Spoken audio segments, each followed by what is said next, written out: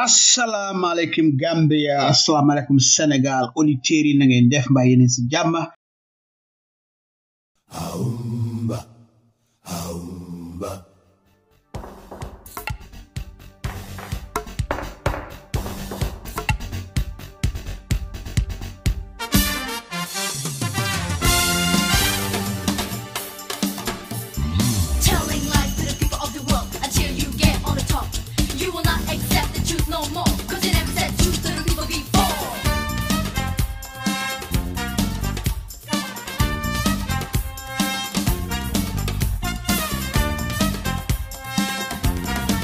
Mane kuti fembe falu Toto nangu dega yai Mane kuti fembe falu Toto nangu dega Wakat yangi wa Defkat bangi def Wakat yangi wa Defkat bi defal yai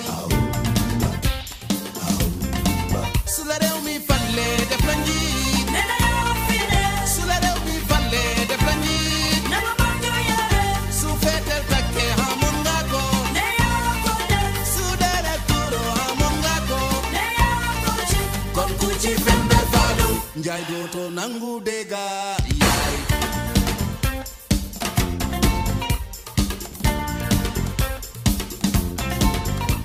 ku ci déglu ham soo déglu wul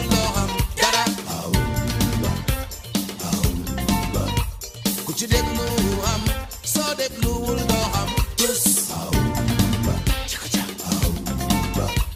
mam biram nee na ni ñu jàppalante yaay ñun suñu jàppalante réew mi jëm kanam njaay su la réew mi falle def la njiit su la réew mi falle def la njiit su fetel takke hamun nga ko ne yaa ko def su dere turo hamun nga ko ne yaa ko ci kon ku ci fembe falu njaay dooto nangu dega yaay One Nkrumah said, Patrice Lumumba said, African people come together, be one force together. Gabriel Nazar said, Amilcar Cabral said, African people be united, be one force together.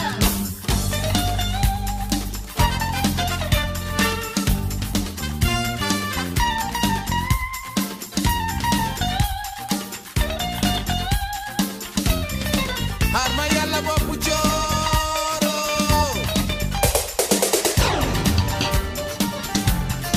boppu joora karam lo kumba jamango sawa do demba faala go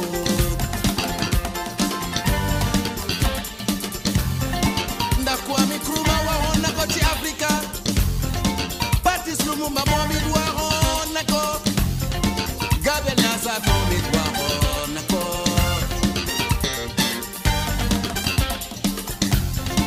Gani déglu leen ma be ma woyal leen man may gori ame grobe ni siral musu yaay kon Kwame Nkrumah wa honna ko In Africa, Patrice Lumumba wa honna ko she Africa, kon Gabriel Nazar wa honna ko in Africa, Amilcar Cabral wa honna ko she Africa. kon ku ci fembe falu ci fembe falu dooto nangu dega njaay waaw ne ko loolu ko kay loolu mooy liy dëgg kooku rek di suñu kilifa di Ousulayon Njie mu nekk nit koo xam ne rek muy doomi Gambien boo xam ne rek nekk koo xam ne taxawoon na Gambia na am na fam foo xam ne noonu nii bëggoon na Gambia àgga fa kaddu yi moo gaaral ni mbooloo koo xam ne doomi Gambien nga boo dégloo li moo wax rek war ngaa xam wax ji fi moo jógee li mu wax nag mu ne ku fi fembe falu dootoo nangu dëgga waaye bu fi fetel tàkkee xamoon nga ko yow mi nga xam ne yaa jiite réew mi bu fi deret tuuro it xam nga ko loolu moo ñoo dugal ci waxtaan bi ñoo indi fii rek di ko fi bugg di indi muy actualité bi muy li nga xam ne loolu la Gambien si di dunda baati tubaab la waaye mooy li nga xam ne moom la ñoo dunde bés bu nekk di ko jànkuwanteel fii ci biir réew mi mu ne bu fetal tàkkee xamoon nga ko bi dara tuuroo xamoon nga ko waaye fetal tàkkut waaye Gambien si mun nañoo wax ne sa fetal tàkk na ndik tey si sécurité ñaata nit lañ ci rey nañ si ñaari nit ñoo xam ne ni lan la leen rey moom mooy ba kon fetal tàkk na Gambie bu nekkee deret tuuru na Gambie fii bés bu nekk ñaareeli fan bu nekk rek xamal ne am na doomi Gambien boo xam ne ni deretam mu ngi tuuru ñaareeli fan boo xam ne rek ñaareeli fan bu nekk fii ci biir réew mi yow nga xam ko yow doomi Gambien bi ñoo déglu xamuloo ko ñu ngi laa gomloo ne di la wone li am fii ci réew mi moom mooy ne ñaareeli fan bu nekk rek am na doomi Gambien boo xam ne ni deretam mu ngi tuuru kon loolu nekk loo xam ne ni tiis la njaaxare la si suñ kaw mu nekk loo xam ne ni ñun ñëpp dañ ci war a def ci suñu liggéey ku nekk li la ci war ngir loolu jógee suñ kaw loolu nag moo ñëw dugal ci waxtaan bi ngeen a déglu muy actualité bi fi ngeen koy dégloo muy Freedom Radio Gambia ki leen koy indil muy man Lamin Jaiteh the voice of the voiceless Gambians and the voice of the Gambian people ndik fii kaddu ñi nga xam ne nii amuñ kaddu muy ndaw yi muy ay jigéen ci biir réew yi Gambia bu am lu leen naxari ci réew mi te amuñ fiñ ko waxee ci kaddu ñooñu la ñoo waxee ak Gambien ci nga xam ne nii bëgg nañoo wax na seen liggéey sax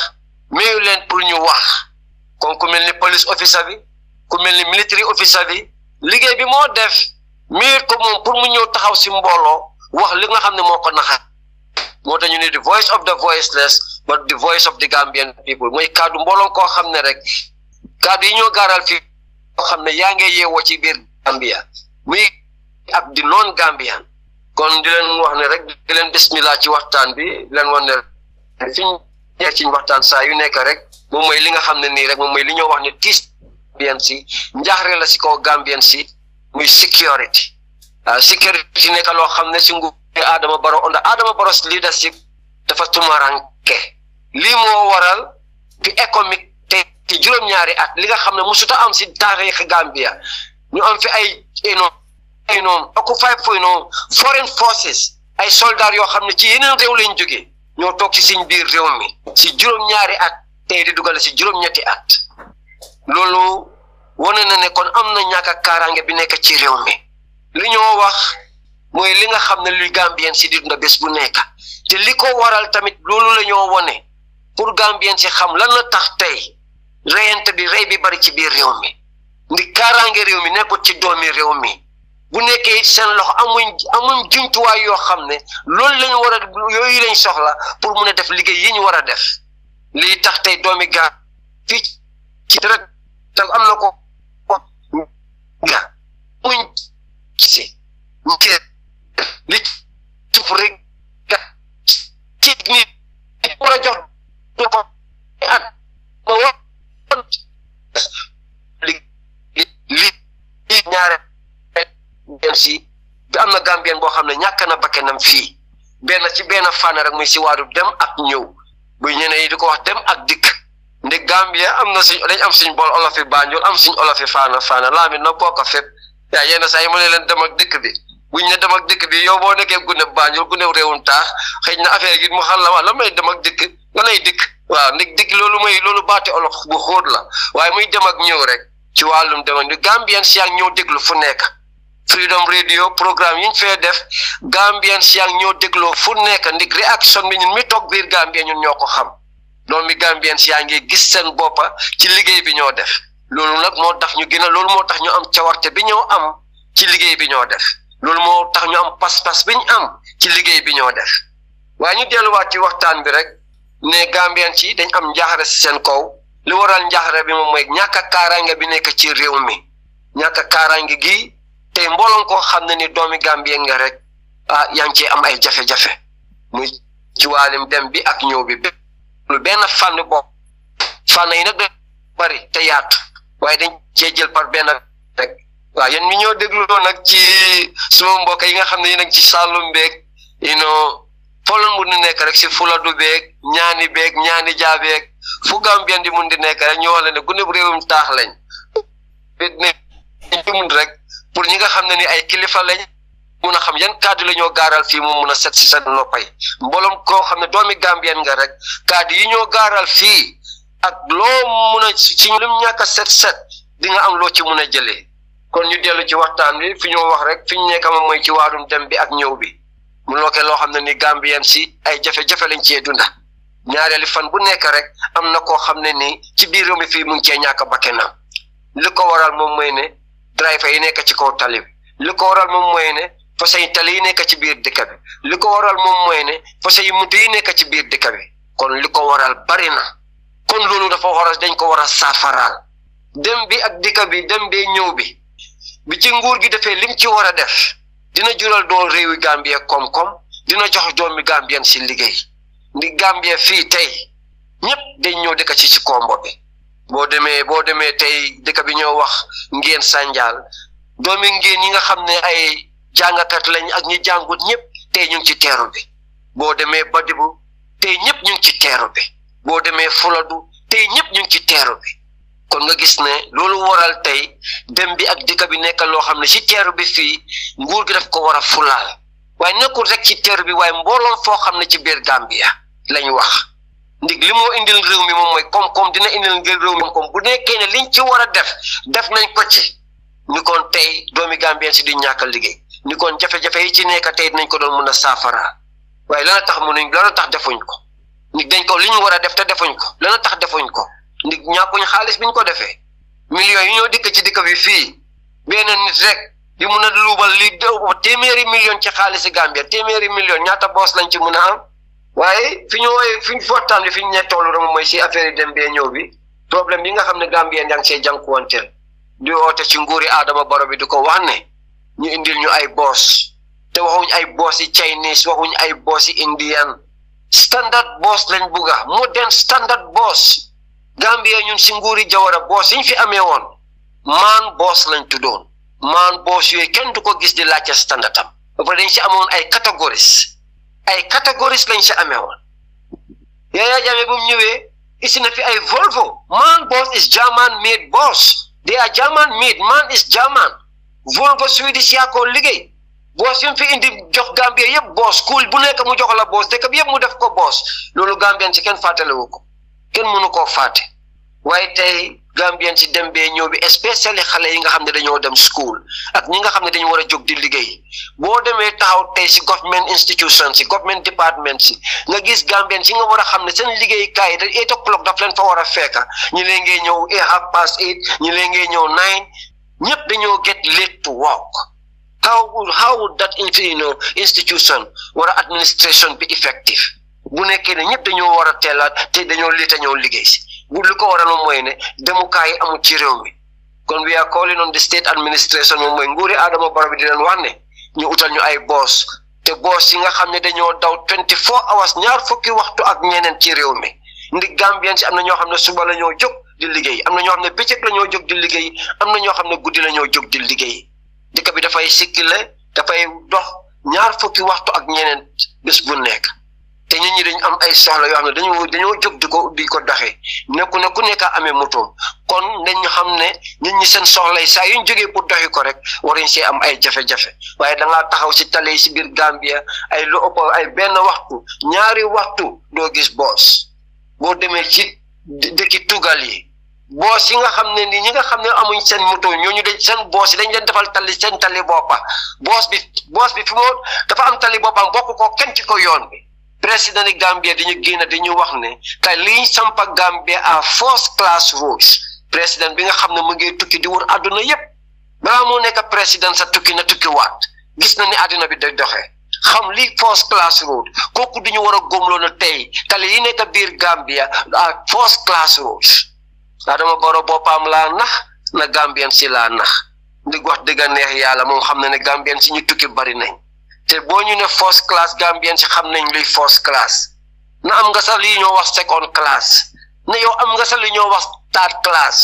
na yow dem nga sa Tokyo na gis nga tali yi nekk sa Tokyo na gis nga tali yi nekk sa Singapore waxuma la États-Unis dugaluma la biir Europe maa ngi laa wax pays bi nga xam ne nii pays yi nga xam ne technologie tali yaa ngi sa jaww ji ci àdduna yow nga ne Gambien si nga wax first class roads nga ñu sampal na Mr. President lii mooy first class roads yan doomi Gambien si na tali yi nekk Gambia loolu la ñu ooyee first class roads tali yi nga xam ne nii the side barriers of the roads they are too low yow mi nga xam ne ni dañ gàtta boo xam ne yow mi nga xam ne yaa ngee dox si peggi tali bi di dox moto mun naa jógee fu ko neex dal sa kaw ni façon driver bi nekk moo nekk Gambia te police bi amul jumtuwaay bi moo contrôler police ay driver yi amuñ benn jumtuwaay taxi driver nga gis mu nga amee join dumbalab join lu ñuy wax dumbalab join la amee taxi driver si biir dëkk bi lu ko waral ndig ne police bi amul benn surveillance on the road ndig bu amoon a proper surveillance on the road mbooloo koo xam ne boo nekkee sa biir moto bi billahi ba sa téléphone bi boo ko dee tap sa gis nañ la kon lu ñoo wax rek moom mooy ne Adama Barrow munta nax Gambien si boppam laa nax te na wax Gambien si liy dëgga ndig dëgga mooy mujjee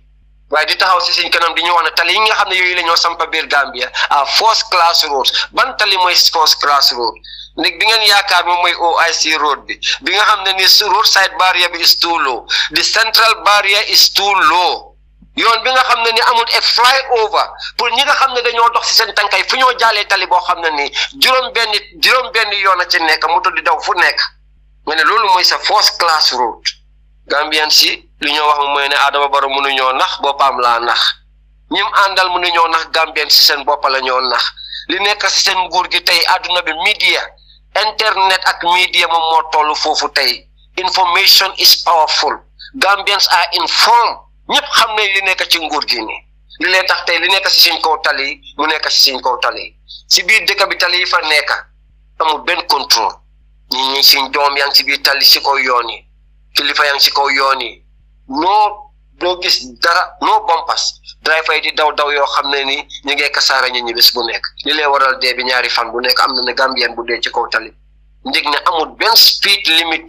control in most parts of the roads ndig driver bi dafa am koy communiquer moom doo gis signboard bu la wax ne fii 80 nga daw doo gis signboard bu la wax ne fii 30 nga daw yaa ngi firi ci kaw nit ñi rek dawalkati sareet yi nga xam ne ni ay dawalkati sareet lañ suma mbokk yi nga xam ne ñu ngi jógee ba Badibu yaa ngi dégg ñëw fu ni Njabakunda ñëw fii léegi dëkk bi àdduna bi évaluation bi moto ndig Gambia moto bu la neex yónnee moodu yi suma xale yi nekk foofu façon moto bu bon buñ am dugal Gambia dawalkati sareet yëpp léegi amee ay moto ci biir dëkk kenn si ñoom xamut sarta yi nga xam ne moom moo war a teg driver ci yoon bi xamuñ sarta yi nga xam ne moo tegu ci yoon bi ñaareelu fan bu nekk dawalkati sareet yi amee moto yi di rey nit ñi biir Gambia li ko waral mooy lan ne police bi joxe driving license dangaa toog base ne driving license nga soxla ñu ne la 3500 nga ne leen mu ne joxal ma ko 5000 ñetti fan sa driving license génn li lay fi nekk kenn du ko wii di wante Gambien si na ñu ngi pay the price for it. We got to do things right to get it right. Kii dawal moto ci kaw tali bi dafa war a nekk nit koo xam ne nii dafa war a xam li sartay ci kaw tali bi balaa moo tegu ci kaw tali balaa nga am driving license da nga war a am lu ñuy wax learner's license bi nga xam ne nii si boppam boobu police bi moo la koo joxagum learner's bi yow sa school bi nga jógee school bi qualify na fu mu nekk ne ñoom jàngal nañ la sa loxo set nga xam nga code de la route bi xam nga signboards xam nga the signboards signs on traffic soo xamee how complicated it is pour nga war a pass exam bi laa war a jox yow nga war a qualify fi nga xam ne dëkk bi nga xam ne ni genn wàll yi ci ëpp yëpp seen jàng bu comme Lamin Jayte rek yaa ngi dégg waaw xala wala kasiran xamuñ ko li lay tax ñu am président boo xam ne ni mu nekk an accidental président et président boo xam ne ni moom mooy taxaw di leen wax tali yoo xam ne ni it's not even second class di leen wax ne they are first class roads because moom si moom xelam bi ak moom li moo gis tali yooyu ñooy first class road war na àdduna gis na àdduna waaye ba tey moom xelam bi ak xalaatam loolu la ko gis na mooy first class road si Gambia Mr. President ñu laa woon ne we deserve better than that. We deserve better than that. Go and check the statistics. Gambia is ranked among the top 10 countries in this world. Out of 158 countries, Gambia is ranked among the top 10 countries. Ñi nga xam ne ni ñoom ñoo amee the highest accident rate. A small country like the Gambia, counted in the global index. Mr. President, damal nga xoolal loolu sa bopp kenn du la ko wax. Boo demee you make research, you will get the information. It is available for everyone. lii moo tax ñuy laa woon we live in a digital world and Gambians have been informed today li nekk sa administration bi tey benn anything any scandal bu ndaw woo xalaat bi nekk sa nguur gi fuñ koo wax ñu ñaan koo share everywhere di wonante ne li lay takk saara bi nekk ci biir réew mi mu nekk fi trafic boo xam ne amul benn surveillance balaa ngaa wax surveillance nga am zebra crossing dëkk boo xam ne amuñ fenn ci seen biir dëkk bi traffic light in the Gambia what a shame police di taxaw si ay digitali hit and run bi fan yi passé rek booy baa ngi dee Ndembaan clinique hit and run kenn xamul benn driver ko rey ana surveillance bi na ko wone this old man in the ki ma dee seetaan mu ngi dëkk Rhode Island dama ko dee seetaan this George nga ne affaire traffic rek la dee def you go surveillance yi police are not anywhere they have a command center fi nga xam ne ni screen si ñi ngay gis dëkk bi yëpp this is a digital world. We need to get the right. Police need the resources to be able to do their job. And they need the capacity, to have the capacity. Resources and capacity. The resources and the capacity. But in the Gambian police force, even mobility is a concern. Ngeen ne dëkk boobu dina am kaaraange. Li police yooyu mun nañ leen a aar ci seen biir dëkk bi. Moo tax mooy leen ne kaaraange si bi nekk ci seen réew mi nekkut si loxo seen doomi réew mi. Ndi Gambia kenn mënu koo xam. ku juddoo Gambia mënuloo juddee ci biti nga gën a xam ki juddoo Gambia kon lii mooy li fi nekk ngeen ne lan moo waral Adama Barrow téye fi economic forces for 7 to 8 years with all the programs that we have on the security reform bu nekkoon ne security reform am na tey ana security reform ana alal bi nga xam ne loolu lañ ci dugal programme bi lu tax tey mënuñ ko initiate. But how many programs you initiate, sir? They end up throwing them at the dustbin like our, draft, our 2020 or 2018 draft constitution. Al Jazeera la read the news. Is Gambia a serious country? After spending $2 million on a draft constitution, they end up throwing it at the dustbin under whose administration? The 500 meters Kabat tree climber, Mr. Adama Barrow. So. Loolu moo fu ñoo yóbbuwaat rek moom mooy waxtaan gi fi ñoo demaat rek moom mooy ñu ngi jógee si affaire yi li la waral affaire yi économique nekk fi ba léegi loolu Gambien si war ngeen ko fee laaj seen bopp Sawdawara Kairaba Jawara nekk na fi 29 years to 30 years benn time bi ñu fi amee coup d'état 81 si la fi soldat yi sénégalais yi ñëw benn at ñaari at ñetti at si lañ fi ñu jógee fi dana waral tey ñi war fee nekk te loolu coup d'état moo ko waraloon ñun amuñ fi coup d'état liñ fi am was a simple political impasse boo xam ne ni kenn indi lañu ko kudul Alieu Momar Njie mi nga xam ne mu nga ne la toog ay IEC ne du resign ba ca Bambelam ñi nga xam ne ñooñu fu mu nekk ni seen resign passé na ñu toog foofu Gambien si yëpp d'accord ngeen ne kooku resign am passé na koo xam ne buy wax nga tegal ko microphone sax li moo wax kenn du ko dégg ba tey moo toog ay IEC wér bu yaramam mayit ko atam mayit ko kan moo ko defal liggéeyam. But that is the Gambia that you have. Lolo is not something important to the Gambian people. Why lolo wahi bopam la. So fi ñu nekk moy sa affaire security. Ya ngi dégg. Lu ñu wara moy ne the police they need a lot of concern about the police, the kind of police we have in the Gambia. Li moo tax ñu ne security reform. Police yoo xam ne ni da ngeen a amee evidence bu ñu leen laajee evidence are tampered with. Magistrates yaa ngi laaj police evidence, drug evidence you have they have been before the court. Take court bank demand, the police cannot answer to it. What kind of a police is that? Limo wara tax ñu am seen security reform. We need to get it right. Since we get security in this country. The other time I was just passing by somebody, I don't know him, at a street. Mu ngi am man ki ma andal kooku la nekk di waxal. Munoko wa mangi amé kus bu bari bu ma arrest ci ben halal demba bori kasumay mom lay jaay ci koñ bi laajuma ko ma andal na ici police officer be wara arrest be di wara ko nangu ko kusam be legi diko indi wat ci on community am legi diko fi wara jaayé bu nek munoko way bu ko fi jaayé bu ko jaay my brother man lolu la ko munoko don salet ay do nga bu ko awma time bi sa pour wax mo waye mom limo portrait mom mo ne he's a police officer lolu la don portrait.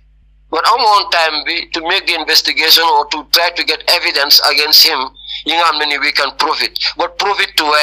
where would you take it? These corrupt police officers yi nga xam ne ni we are seeing them, every one of us is giving them bribe. Yow mi leen koo def ñu la woon ne is a crime di la traité la ba ñu ko joxee sa crime la waaye ñoom tamit bu ñu ko receiver crime la. So yéen ñaar yëpp yéen a ngi commit crime kan moo war a téye moromam kenn. So loolu is going to be a normal thing. Nga expect ne ñooñu they will do their work right. Police don't have to receive money from people when they are on duties. Even so leen ko joxee da nga war a wax kooku ne suma liggéey d'accord ko.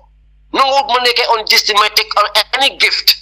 This is what we expect from the police. But it is common, very common and very normal in the Gambia here. You see police officers. Wallah, it's not the right cameras you must sola. It's very easy. Every day you can cut more than 20 police officers. It's high time for government when you denounce Lolo. Lana wara Lolo, you fay bahut. Bo deme Yang dega ya RBTH sen procurement officer bi fa nek ñu ko fay ñu la won ne koku salary is $56,000.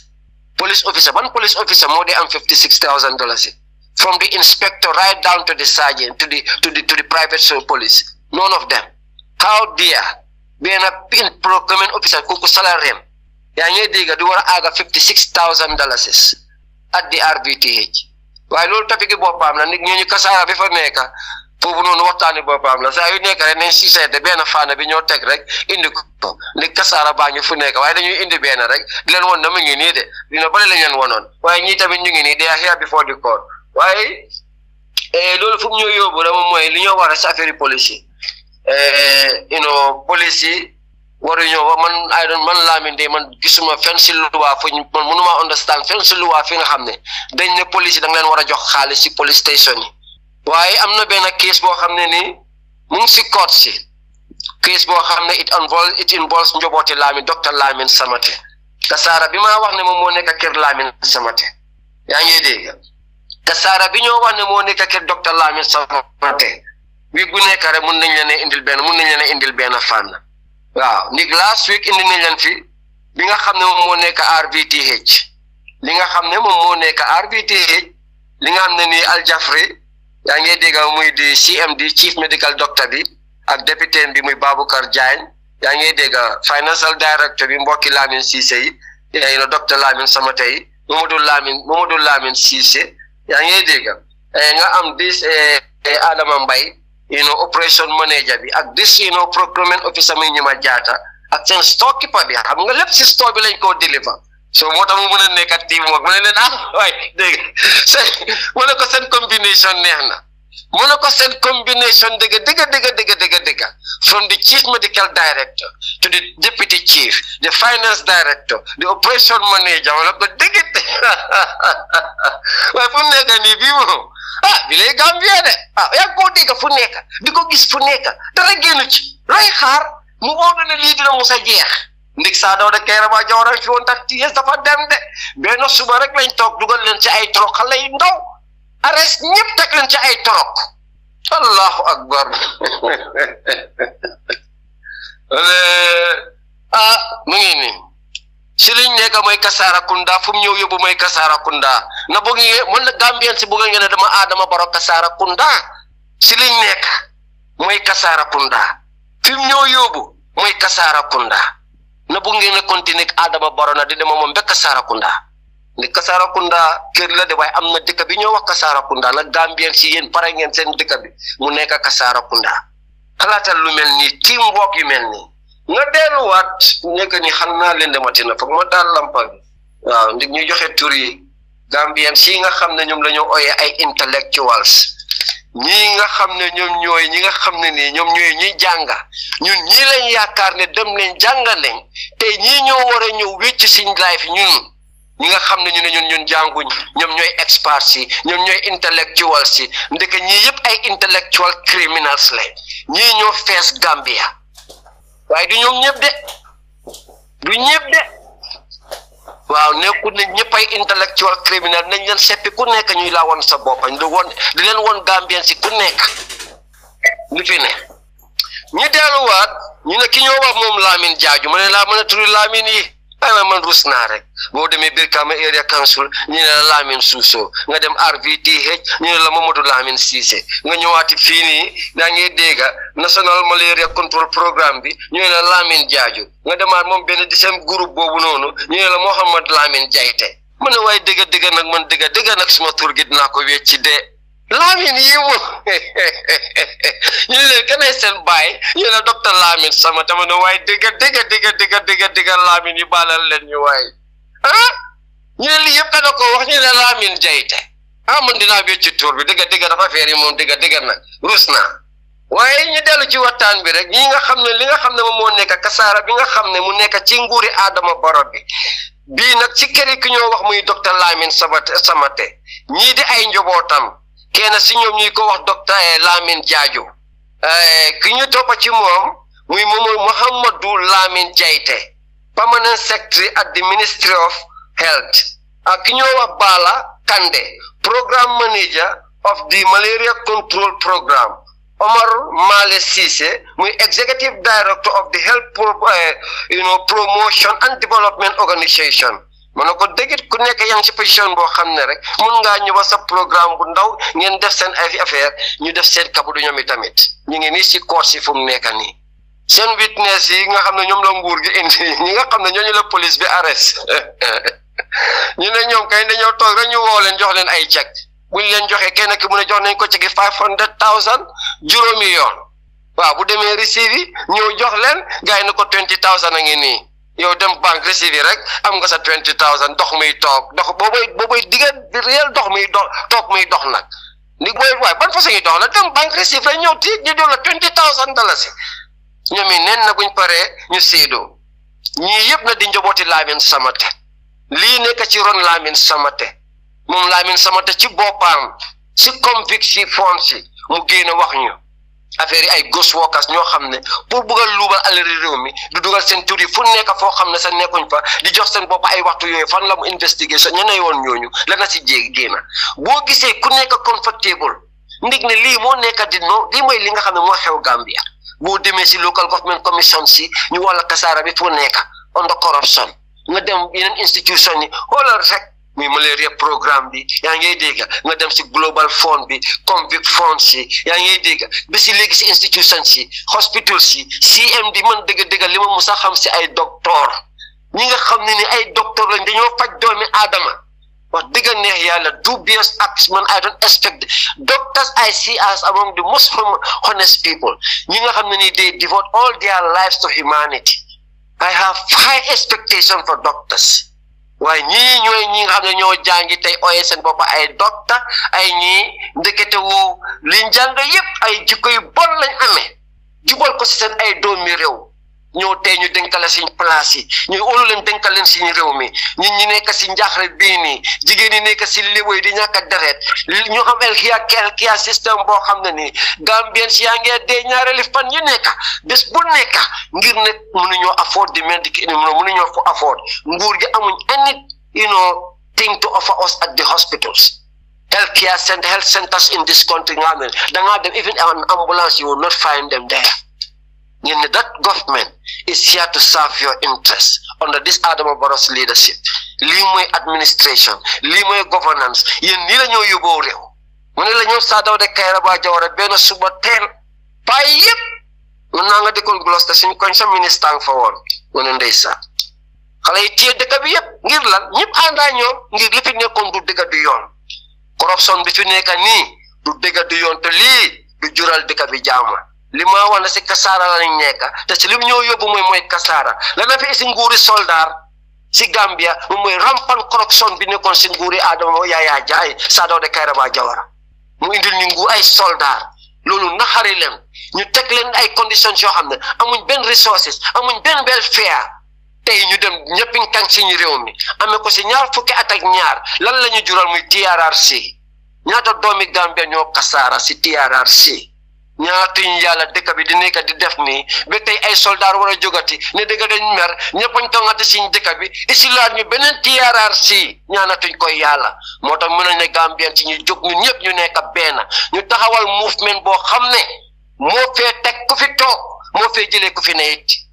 2026 ñu won Adama Barrow ne it is the wind of change is at number 1 Marina Parade ñu yëgal ko as at now mu prepare boppam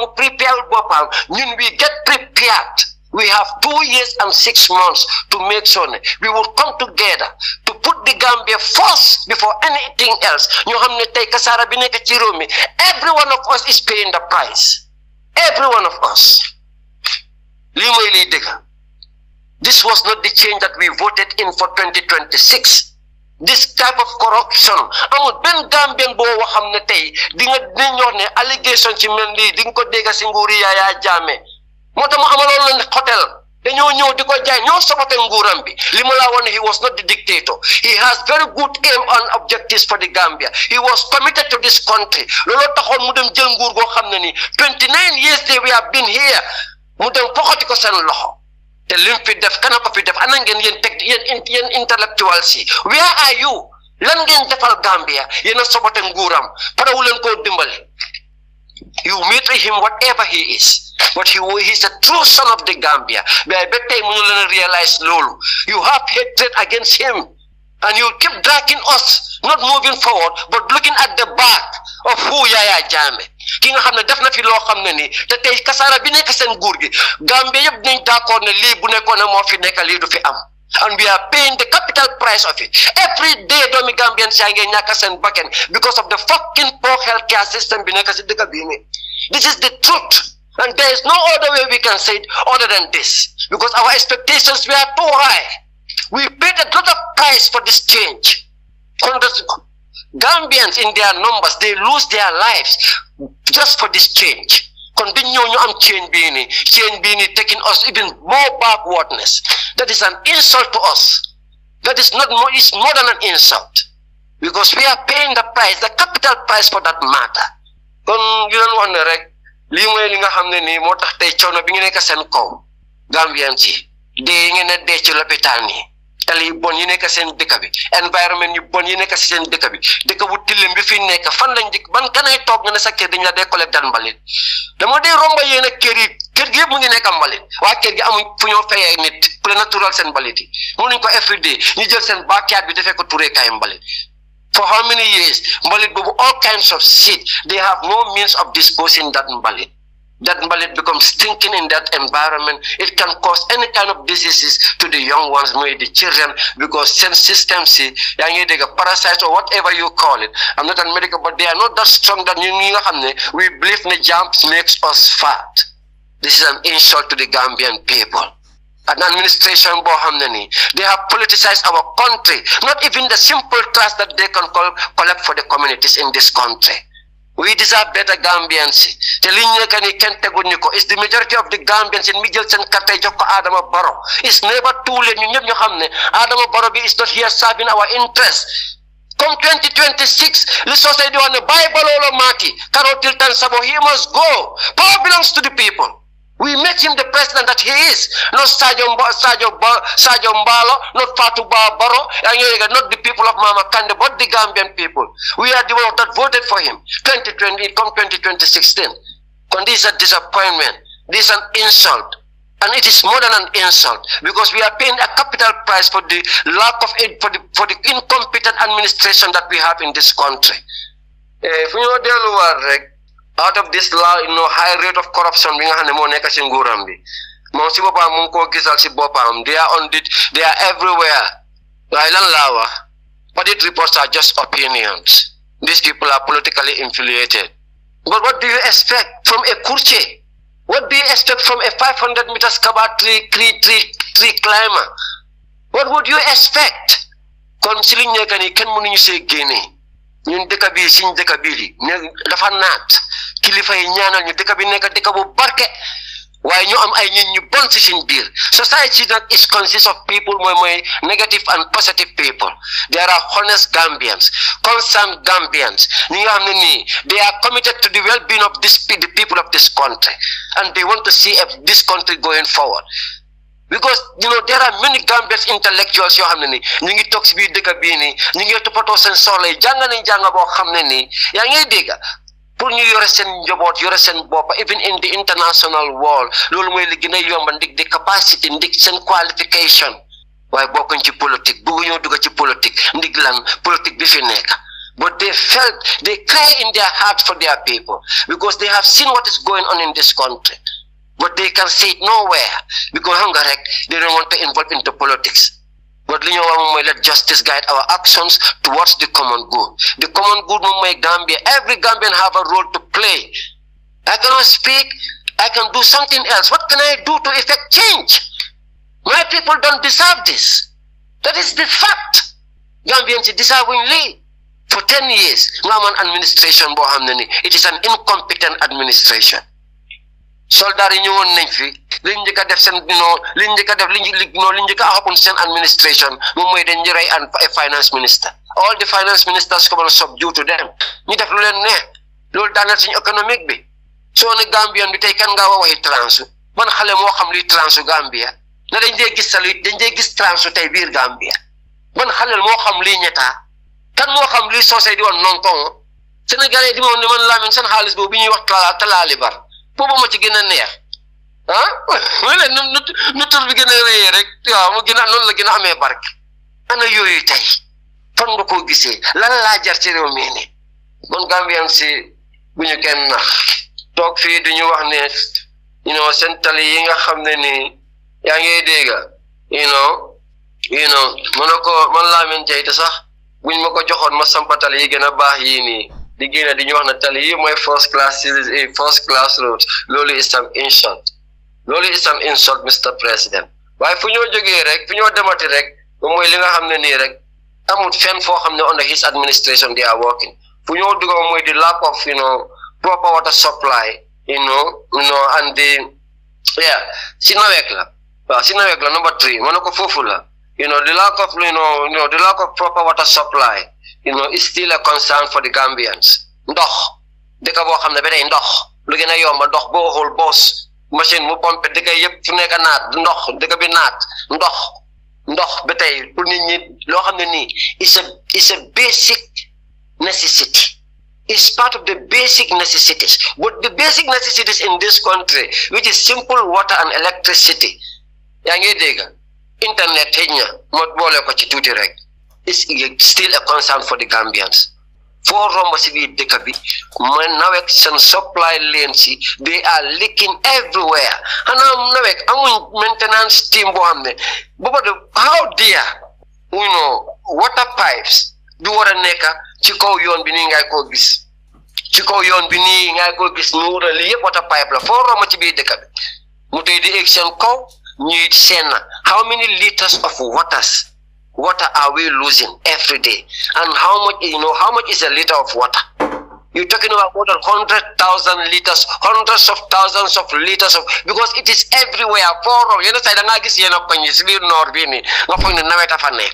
Because of nawek seen pipes yaay leak ñen ñoo ko defar ñu dëkk ci koñ bi maintenance bi fa am waa koñ bi ñoo ko def waaye nawek duñ ñëw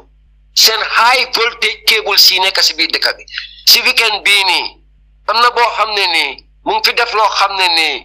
dëgg Gambia we deserve more than that. Gambia si dañ bëgg ngeen xam ne this high voltage voltage cable si ngeen a dox ci seen ron nii left right and center everywhere mix up in the country. Lulu no is your lives are at risk. Your lives are at stake. Could you believe full high voltage cable be doge? Afam jigéen before they talk. Affaire bi dafa njëkk a spark. Fi ma toog kooku ne mën ni dafa mel ni affaire yi nawet baa ngee jege si. Mën na ko nawet xanaa yow gisul wax luy xesaw. Mën na ko lii courant la. Noonu lañ jógee rek taxaw. Rek affaire bi ne waa taar. Nii la high voltage cable bi rotee ci diggi ko yoon bi fi mu rot noonu foofu la jigéen bi dee teg taabulam bi ak njaayam di toog di daan dooleem ci kaw tali bi keroog bés boobu jaayut booy lii moo nekk Gambia nawek démb si guddi rek between after 2 off on mel ni dañ doon provoque nit ñi at the late hours ba pare lii mooy cause high voltage yi ñoo jox nit ñi ak low voltage bi ñoo fo mu ngi cause ay ñi di taal këri ñi di yaaxa bagage yi ñi waaye mooy nawek noor bi fu nekk ne si la courant tane tey bés bu nekk ñu ngi si off and on every day nawet boo demee foo dem courant tey ñi ñooy am loolu dañoo am routine nag ñoo am boobu nawet moom dañ cee am seen routine nag te da ngeen a nekk si benn kabila bi tey ñi am waa benn kër gi de but one part of the compound ñooñu am nañ ñu leen ne mu ne Allahu Akbar. Only in the Gambia under Adama Barrow's leadership yow tey am nga fi car power tey am nga fi Senelec nga amaat fi sa nawek ba tey courant bi ñun musu ñoo am ñu ñëpp Gambia Yaya Jammeh moom kay naa fi nekkoon ak courant yi Gambia Sadawda Kairah Jawara moom kay naa fi nekkoon yow nga ñëw nga dem jëli jëndi mbal indi car power indi ñu Senelec it takes si nawek ba tey Adama Barrow within the greater Banjul area mënu ñoo am a stable electric and water supply dëkk bi yëpp nekk high voltage cables live cables for that matter because cable bi tamit bu mu dogee fu mu nekk ni ñuy dox si seen kaw ci kaw ñuy dox si kaw yoon bi ndeysaan dëkk bi yëpp mu ngi lëndëm ci kaw tali biir dëkk bi Gambia li tax dëkk bi crime bi gën a bari lu tax criminal si gën a free lu tax ñuy dee mën a def even in the middle of the highways boo demee si biir dëkk bi ci kaw waxuma la nag si suñ koñ yi roxaani ñan ñoo war a def lii yëpp yow sampa nga sa kër dugal nga fa courant dugal nga fa ndox waaye mbedda bi kan moo ko wala leeral kan moo war a defar yoon yi ci mbedda yooyu da nga am sa moto bu baax nga nekk ci environnement boo xam ne nawet bi di nga wiiree di nga xalaat sa moto bi am na ñoo xam ne dañoo paak ci kaw yoon yi dox moto bi bàyyi nga ko fa amuloo benn sécurité nit gaa yi ñëw fekk sa weer bi wala sa wil koobay jël yóbbu nit dëkk baa metti ndaw yi amuñ liggéey de must survive si ko ñan la ñoo survive yéen mi amee seen moto yi si ko ñan la ñoo survive yéen mi amee seen forex bureau yi ñu amuñ liggéey de must survive kana mun a toog doo lekka ñu war a tox seen kuus bu nga xam gars yi war a naan seen gaaw yaa ngi dégg bi ñoo wax gaaw war a naan seen li ñoo wax masaraati xam nga masaraati rek li moo jar guneb tey masara ak seen masaraati lii mooy Gambia Kasara di fi nekk ay masaraati tablets yoo xam ne nii I don't know where they are coming from dama dee toog rek xale yi ko naan suma ay jarbaat suma rek ay jigéen ñi seen doom yi seen ñoo leen mag ëppaleen sut leen koo ci gis mu ngi mel ni màggetam yaa ngi dégg xam nga màggam Pël Fuuta bu kenn mer dañoo wax affaire yi xam nga Pël Fuuta dañ bari xeeti nit ñi tuuti yooyu ñu gàtt ñooñu noonu seen màgget yooyu noonu war a Ghanaian yi bu kenn mer Lamin moo mel noonu dafa tooñ ku nekk Gambie yëpp si bokkal la yaa ngi dégg soo bu kenn gis sofa si lu ñoo wax nii la ñoo mel tuñ yaa nga wax because yaa ngi si masaraati yaa ngi si sa gaaw bi ñoo wax gaaw because bu gars yi duñ dee dox gaaw bi boo ko laatee masaraati moom boo ko laalee boobu noonu police dafa taxaw sa kanam sax ñu ne waa kii mooy kan da nga ko dee laaj yow yaay kan wala ko confidence bi xale yooyu day àndal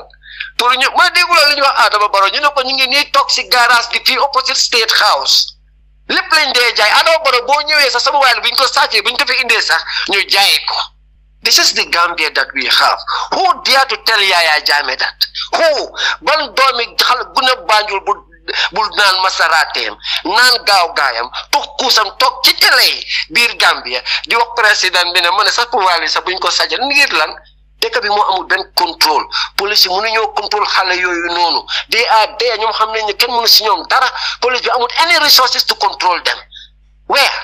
de boo leen téyee buñ fa jógee fi ñoo ñëwaat si nit ñi rek amuñ fenn fuñ ko utijee biir Banjul fan ngaa dem utijee xaalis toj bitigi nit ñi toog magasin nit ñi yaa ngi dégg waaw duga Pël Fuuta dañ am jaama Sénégalais dañ am jaama si gan yi lañ gën a aaya te fu mu nekk élément ni koñ yi sax dañoo gànnaayoo seen jaaj. This is the Gambia that we live in under Adama Barrow's leadership li ko waral mooy di lack of security boo xam ne nii li ko waral ñun ñëpp xam nañ ko because Adama Barrow care with the security of the Gambian people. lim kii moom mooy sécurité am fi moo dem mu ngi ànda économique am ñu ngi ko lalal red carpet di ko tegal container ice cream ne ko yaay borom Mankamankounda fii dara du fi xew yaa fi ne juróom-ñaari at moom itam ne moo xam ne moo fi ne faalewu leen na seen police station yi am nañ moto loolu faalewu ko seen police yi na am nañ moto baag si kaw tali faalewu ko na seen tali am na fly over moom xamul Yaya Jammeh dina kana fi indi fly over Gambia kan wax leen ma ko fly over yi fi njëkk am biir Gambia kooku may seen number one enemy loolu ma jaaxal man di let go man why they can't let go may wax nga ma why free prosecution ñun musu ñoo dégg TRRC prosecution truth we want to know it reconciliation and reparation. Dégguñ fenn, and in the process of reconciliation, no one would be left out. No one would be victimized. Ngeen toppa ñi rek si ñaaka fayda bu dul jeex mën Fabakary Tombong Jatta wax dëgg neex yàlla bu nekkoon ne yow góor nga tey Fabakary Tombong Jatta bu nekkoon ne yow toppaloo sa intérêt comme ni nga toppawoon Yaya Jammeh si sa intérêt ñaar fukki at ak li nekkoon ci nguuram gi yëpp ngeen mënoon koo dinaw gis lu bari li nga xam ne nekkutoon ci dëgga waaye ngeen àndaa moom doo leen ko wax dëgga yéen a ko lead wrong tey yaa ngi nii yow Fabakary Tombong Jatta yow yaay toog ci National Assembly di table before a bill that is there to prosecute Yaya Jammeh. Allahu Akbar. Mu ne ko look at the typical Gambian attitude. Mu ne ko bu nekkoon ne yow tey góor nga you will stop that bill out of that parliament and resign from this government immediately. Because gis nga this justice system bi gaay di jéem a toppa nii bi jural Gambia ak jàmm we mean reconciliation and reparation amuñ fenn fi ñu wax any justice system. And how could you give Sana Sabally at Nefsti Sana Sabally mi mu taxaw Yaya Jammeh fan ngeen musa dégg personnellement mi ne moo rey directly kii Sana Sabally dafa taxaw directly mu ne maa rey ñëpp maa joxe kenn joxuma kanaan man laa def lépp man Sabally fu la foro kooku de mun ngeen koo jox amnesty ñaata weer la kooku saaf Gambian people yi ak ñaata at la Yaya Jammeh saaf but you can't let go Yaya Jammeh yéen ngeen ne kutaa kut gis nga Gambia si kasaara bi ngeen nekk ma ñaaka suma ndey kenn tegul leen ko nit li ngeen war a da ngeen dama fi ne amu leen priority da ngeen amee administration bi xam ne ni they don't know the priorities of the Gambian people because gis nga TRRC being was in the 2016 coalition program because Halifa was saying all these things. We will unite the Gambian people. We are even going for the Gambian voters. We are going for Gambia. The agenda was Gambia. There was nobody who is going to be left out. Why? Because they have agenda. Sen agenda bo mo tax ngeen fail. Sen TRRC bobu nonu from the onset. Fi ngeen fa dugale Alhaji Saidou Barrow si ngeen compromise everything. Sila legitimacy beg, integrity beg, whatever you will call it, credibility beg, sila lep lose. Because Alhaji Saidou Barrow, du boka si December 30th ataga si, ngeen jël ko tay ki nga xamne dafa waroon ñëw testify, man si man di nijaay bi ñu ray ki ñëw wax Baboucarr Bojang, innocent Gambian, si December 30th attaque bi, ñu xam ñu ko rey, ñan ñoy ñi, li ñu wax ñu lan mo leen ci dugal ak naka la lepp demé ñu tam bëggoon ñu xam man suma nijaay naka la dé biir Gambia. Te Alhaji Saidou Barrow is a living witness to that. Njaga Jaañ deena Lamin Sané deena Alhaji Jaaja Ñas deena waaye bàyyi loo mu ngi fi mun naa wax no Malik boy bii nii boy ñoominta bii nii mu ngi woon si dëkk bi sax jongu la woon ooyu leen ko si TRRC bi just because ne he was part of the December 30th attackers ngeen jël fii taxaw ñu gis leen ngeen jël leen xono leen as heroes ay coprist de jël si ami pour ñu xono ñooñu wit Gambian flag ñoo xam ne dañ ñëw pour daaneel a democratic elected government by the Gambian people ngeen ñëwaat yéen ngeen ne da ngeen a promote jëynoo demo so da ngeen amoon agenda te bëggul na reconcile the Gambian people te ba tey seen agenda ngeen di promote Adama Barrow want to continually be here for the next bëgg naa nekk fi president for 10-15 years we are not going to accept that. Even the Gambian constitution be more just the mandate, but we showing you that power belongs to us. We are the one. The constitution is not voting you. It's we the Gambians who are going to the polls, not that constitution. So they like humiliate. We deserve better than an incompetent administration. So limoy li dega. Lan won na mbokk yi yéen ñoo déglu fii si Freedom Radio di Gambia. Lan won na rek programme bi ni daf ñëw every Tuesday. Te tamit Freedom dañ am suñ app te fii Gambia soo leen bëggee xam li nga xam ne moom mooy li nekk ci nguuri Adama Barrow bi fii da ngeen a tune to Freedom Radio. Ndik Freedom Radio is the only radio boo xam ne ni bés bu nekk ñoom dañoo ñëw di scrutinize the state administration di joxe analysis on happenings of the day ni government ni dekkee di do everything amul benn radio station wala TV station boo xam ne ni fa say waxtaan yi fi dee am fii si Freedom Radio fu ko am dafa yomba nag apps la rek da ngaa dem si Play Store bi nga download app bi boo downloadee app bi dugal si app bi play boo play rek connect nga waaw app bi na benn leen rek moo fa nekk mooy booy génn da ngaa bos exit nga génn because boo génnalee sa bopp te bosuloo exit boo ñëwee boo ko bëggee play il faut nga exitaat nga mun a ñëwaat yaa ngi dégg pour play radio bi it's very easy kon nañ leen jàppalante ñun ñëpp ñu bokk ci waxtaan bi fii waxtaan yi dañ fi dee nekk Freedom dañ dee ubbi line si fu waay nekk ci àdduna mun ngaa bokk ci waxtaan bi te programme am nañ ay proposals balaa programme bi di jeex nañ ko waxtaana waa Freedom Radio ak seen executive bi bu nekkee ne rek nañ ci mën di waxtaan fu mu nekk ni campagne bi dañ ko war a gën a taral dañ ko war li olof yi def dañ ko war a gën a baral ndig lu fi ne du jàmm lu fi ne du jàmm de ñëpp ñu ngi koo dunda amul kenn ku ko weedi wante li ñu waxtaan fii mu ngi nii si court si the high level of corruptions everywhere in this country bi nga xam ne ni police bi sax they are part of this corruption scheme police ñi nga xam ne ni they have evidences yaa ngi dégg before court yéen ngeen war a dem make sure yaay nguuru Yaya Jammeh ana gaay laajal ñoom boobaaji ñoom laaj la ak seen groupe bi affaire yi bonta case bi ne ñaata nit la si Yaya Jammeh këj this is the gi nga Gambien lii moo ñu kasaara Gambien bi dafa bari ñu dishonest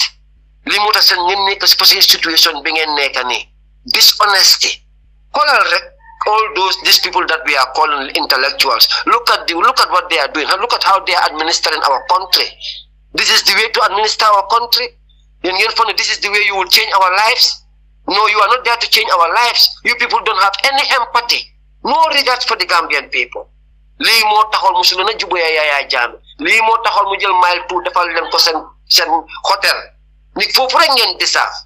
because most of you people working freely in the streets of the Gambia yéen tey ñu ñëw tudda seen tur yi nii lii xam ngeen ne lii none of you nguuri Yaya Jammeh this information findings yii nii nekk before the court doo dem court sax yow si da nga mile 2 nga nekk di ñëw court because du la óolu sa balaa ngaa daw di génne doo mi du la may benn chance because you people are heartless dañ door a def fu mu nekk ni corruption scandal boo xam ne any corruption scandal boo xam ne is more than $1 million the only way to fight this because lii dafa war a am a solution because ñun we are paying the price te lii dafa war a am a solution si bari nañ Adama Barrow nekkul fii di implement everything ñu ngi fi rek di ñu wax about programs plans yoo xam ne ni nothing is implemented waaye ñun lu ñoo wax moom mooy ne li ñu laa recommendal mooy bu nekkee da nga bëgg a daaxa corruption sa nguur gi nga bëgg a achieve something under your leadership li nga mun a am moom mooy ne mbooloon ku sàcca moo daan $1 million rek kooku na dem death squad nañ ko yóbbu to firing squad léegi tey corruption bi jeex ndik seen jabari cagay diñ doon bëgg a ñaaka waaw mooy seen jabar yi seen jànxay am jabar am ñaari jànxa di dépasse yi jànxay loo xam ne sax sa kër sa doo ko fa dépasse yow yaa ngi liggéey Gambia fooy jëlee salary boobu di am coupon $60,000 foo dee dem di dawal moto yu jar $2.5 million when your people when even at your hospitals some of the tests cannot be done in this country ay Ghana ngeen a dem ak ay Senegal ngeen a dem what a disgrace and a shame. Healthcare, you don't have to compromise the healthcare system, but chief medical doctor, deputy chief medical doctor, finance director, ñi yaakaar ñi ñoo war a amee lopitaan bi ñi ñoo nekk di daaneel lopitaan bi Gambian si di dee ci lopitaan bi ñoom ñu nekkaa seen jabari caga yi ci mbedda yi si restaurant yi di dunda boo xam ne ni yow mi dëkk Amérique gën leen a am salary di leen gën a liggéey yow amuloo loolu te lii tax nga bàyyi sa réew dem di waaliyaani feneen ay nit toog fii di dunda boo xam ne yow mi leen dee gën a liggéey war na gën a teeda ñooñu di la gën a teeda hey lu ñoo wax moom mooy ne les ñëpp ñun ñëpp ñu ñëw ñu taxaw ñu nekk benn 2026 ñu meeg soo ne Adama Barrow would be history lii kenn teguñu ko yàlla teguñu ko yonenti teguñu ko suñ kilifa yu mag yi teguñu ñaanaluñu yi Sirif Naanoo Haydara ñaanalul lii Gambia Sirif Keba Haydara ñaanalul lii Gambia yaa ngi dégg ki ñoo wax naka la tuddaati sax Doobo Daabo yaa ngi dégg Maamu Numukunda Ousseynou Daabo yaa ngi dégg ñaanalul lii Gambia li ñoo wax ki ñoo wax Alaaji Ibrahima Silla sa ñaani kunting ñaanalul lii Gambia kilifa yi seen ñaani nangu nañ njaboot bi yàlla may leen xam-xam ñu jël xam-xam bi dafa yow ko ci dara lu du tappale njublang ak kasaara toppa cagay ci mbedda bi di dawal suñ moto yi boo nekkee weekend bi yéen ngeen ne seen dëkk bi amu leen xaalis you are debted to the net Gambia 24 hours government cars ni nga leen a gisee fu nekk ñu ngay daw seen jabari cagay ñoo leen a yóbbu seen jabari officiel jabari ñoo leen a yóbbu seen doomi ñoo leen a yóbbu mbokki jabari ñoo leen a yóbbu ngoro goo xam ne nii alali réew mi rek moo cee dem ay kasaara kese Gambien si di si pay price lii moo fi nekk mbumbaay boo xam ne nii téere kafoo boo xam ne nii mu ne fu ngeen a mujjee moom jaama du fa sax de kasaara rek lii kasaara rek laa jur waaye lii du jur jaama kañ lu ko jur mooy ngeen liggéey jëmale réew mi kanam ñëpp nekk ci jaama comme yéen waaye ñu leen a fay yu baax yi ngeen a dawal ay moto ay millions di dégg di ñu leen a jox ay coupon 60,000 di leen fay ay salaires ak ay allowance yoo xam ne ni dëkk bu bu mel ni Gambia tey bu nekkoon ne sax amoon ngeen yërmande yaa ngi dégg di ngeen ne am ngeen liggéey lii yëpp dañ ko war a dog ñun ñëpp dañu war a dog suñ salaire ñun ñëpp ñu delloowaat ñu taxawal économique bii ne waaye déedéet ku nekk rek kii sa riisa rek di dog Gambien si di nekk ay di pay the capital price for that matter so lii mooy li fi nekk affaire trace bi loolu wax nañ ko Yankuba Dabo Roxilo yaa ngi dégg ak Talib Bensouda Gambia yëpp si du tund yi lañ nekk UDP amee leen mbalit bi waxi boppam la bugguma ko noonu bros noonu rek romba ko waaye lii mu ñëwoon UDP liñ mel Talib Bensouda Roxilo ak Yankuba Dabo ñi lay amee ñetti tund yi nga xam ne ci Gambia fii la Gambien si yëpp dëkka ñii mënoon ñëwoon seen boppa won ñu ñun buñ leen dénkee réew mi lañ fee def waaye gis nga ñi buñ leen dénkee réew mi li fi Adama Barrow di def nii ñoom itamit lu raw loolu lañ fee def ndik amuñ yërmande fàlla buñ Gambien si seen boppa lañ tar jaral na leen tey dëkk bi yëpp tilim duñ nangoo bale duñ fobeere duñ paase duñ def dara lépp ñu ne Adama Barrow la ñoo sobote tey Gambien si lii tax tey ñun ñëpp ñu am problème boo demee Sénégal sa Ziguinchor sa région yi laa la wax mbalitu kenn di taxaw mu tey nii la ñoo tourné ci biir dëkk bi mbalit taxawatut fenn dëkk baa ngi set boo xam ne nii sax doo ko dee mun a ko Banjul sa melut noonu dama nga xool nataali ville bi nga xool 54 bi waaw xool président duga côté Escale Esso nga xool biir dëkk bi lépp a nga set ñëpp a ngi bokk ci liggéey bi di setal dëkk bi ndég ne ñu ngi ànd ak Ousmane Sonko Gambien si àndu ñoo Adama Barrow kenn parawut OIC bi mënuñoo setal fenn loolu moom du ma ci sori sax li fi nekk ñëpp gisal nañ ko seen bopp ñi ci war a wax yëpp ñu ngi cee wax kasaara buñ ñu indil moo tax may leen ne Yaya Jammeh raw na leen de Yaya Jammeh daf leen ëppa ñaan ëppa leen barke fexe leen ngeen raw Yaya Jammeh war a ngeen mel ni moom waaye yéen de gannaaw human right violation yi ñoo wax si nguuram bi développement bi ñu indil Gambien de yéen de commencé gu leen Yaya Jammeh daf ko door si nguuri soldat transition li tax sol Gambien si ñoom Khalifa Sane suma ñoom maam sa Burfoot ne ko civil uniforme bi ñi fi ne ko ñetta fukki at yow ñëw nga si ñaari at yi sax matagul dëkk bi yëpp def nga ko school indil ñu international airport defar bunti Banjul indil ñu I-20 ci adu tey ñuy seetaan digital télévision kon baabili man sa ñu ne ko wax dëgg ne yàlla civil uniforme bi loolu taxu ko na jóg de pour ñëw toog déedéet Gambien yaa ko influence de because ñoom they gëm ne they believe that they are soldiers and they were soldiers with a different. That was the fact. That's the fact. Ay soldat ñi nga xam ne nii seen nguur gi sax international world bi recommend ko waaye tey with all di li ñoo dégga agriculture dinañ ci ñëw mu ne ko smart farming bi 68 million bi nga xam ne nii yaa ngi dégga United Nations dugalaat nañ ko yaa ngi dégga mbootaayi àdduna bi mu ne ko smart farming bi de yàgg nañ koo dégga multi-million-dollar project partners ci ñëw nañ def nañ séminaire yeeg waaye nañ ci ñëw mu ne ko nañ ci ñu ngi si Yankuba Dabo Roxilo mu ne ko Roxilo waaw bu nekk nii gars yi na ma turbale mën na leen déedéet wàññi ne ko yooyu noonu jamono jooju gars yi joxaguñ ko woon mandate so fu mu nekk nii am na mandate ba ñaareelu yoon te mu ngi promote modern démocratie dégg mu ne du contest for the third term kon kooku fu mu nekk li ma gars yi doon wax ne jox ko chance Lamin pare naa wécceeku dégg mu ne ko local government commission si dañoo ko bëgg a indil ay terrasse waaye ba tey rek yàlla baax na waaye ñëpp d'accord nañ li ñu doon wax rek mooy liy dëgg yaa ngi dégg nit caabi néeg yi ñu dig waa Banjul waa KMC ak Roxilo moo kii Talib Bensouda ay caabi ñu ne housing projects waaye fu mu nekk ni ñu ngi ni 300 million ñu ne road project mooy one of their biggest project in their history man Allahu Akbar 300 million you're talking about less than $10 million project. yow KMC xam nga li fa nekk ak développement bi ñi soxla waaye koo xam ne copy and paste la yaa ngi dégg mu ne ko backway mayor la suma yaay mooy mooy kii nii mën na ko Habib Dramé mooy suma nijaay yaa ngi dégg Aminata Dramé Mbem Suuda mooy suma yaay nii la ñëwee rek ñu impose ko gars yi da nga parti boo xam ne amul démocratie amul transparency mu ne ko li leen ñëw nii l'hôpital Mbem Suuda ñëw from nowhere kenn xamu ko mosu da bokk ci politique suma yaay daal mooy Aminata Dramé Mbem Suuda yaa ngi dégg suma nijaay di Habib Dramé waaw man daa war naa fi mun a nekk mayor rek gars yi pes ko mu nekk mayor on a UDP moo ñu indil Adama Barrow UDP ñoo ñu indil Rohey Lowe UDP ñoo ñu indil Yankuba Dabo tey dëkk baa ngi nii dara doxut UDP mooy NPP Bakiling Fakiling Kankiling Kunkiling yaa ngi dégg 679 la dégg bu nekkee ñi ay liggéeykat lañ bu nekkoon ne UDP have something to offer ñu ngi ci seen second mandate fukki at Rohey Lowe fukki at Talib Bensouda fukki at Yankuba Dabo mbalit bi gën a yomba sax mu ñu leen koo collectal ñi boo demee KMC nga xool tali between Westfield ba Jabang Johnson benn tali la kër yi because dafa am loo xam ne ni loolu la constitution bi wax on this road kër yi nga xam ne ñoom ñoo nekk ci kaw tali bi ak tey ak the center of the road 15 meters daf ko war a bàyyi or more than that I cannot be specific I just take the minimum 15 meters da nga Sukuta si biir dëkk bi tali bi ak seen fence yi yëpp dafa war a daanu ngeen doon ñi ne hey yéen ñi ñaa ngi sampa seen taax yi future developments are to come in ñun bëgg nañ ay train yiy daw biir Gambia moo tax ma leen ne sampa bi dinañ ci ñëw seen néeg yi ngeen a sampa ni bu seen train yi ñëwee ba pare di transformation biñ fay indi di ngeen xam ne lépp dëgg la léegi ni ngeen di sampee Gambia loolu waxtaani boppam la léegi last time bi laal nañ ko te réaction bi bari na nit ñi wax nañ ci ñu ne ma Lamin war ngeen koo gën a yaatal mu ne leen nañ ci ñëw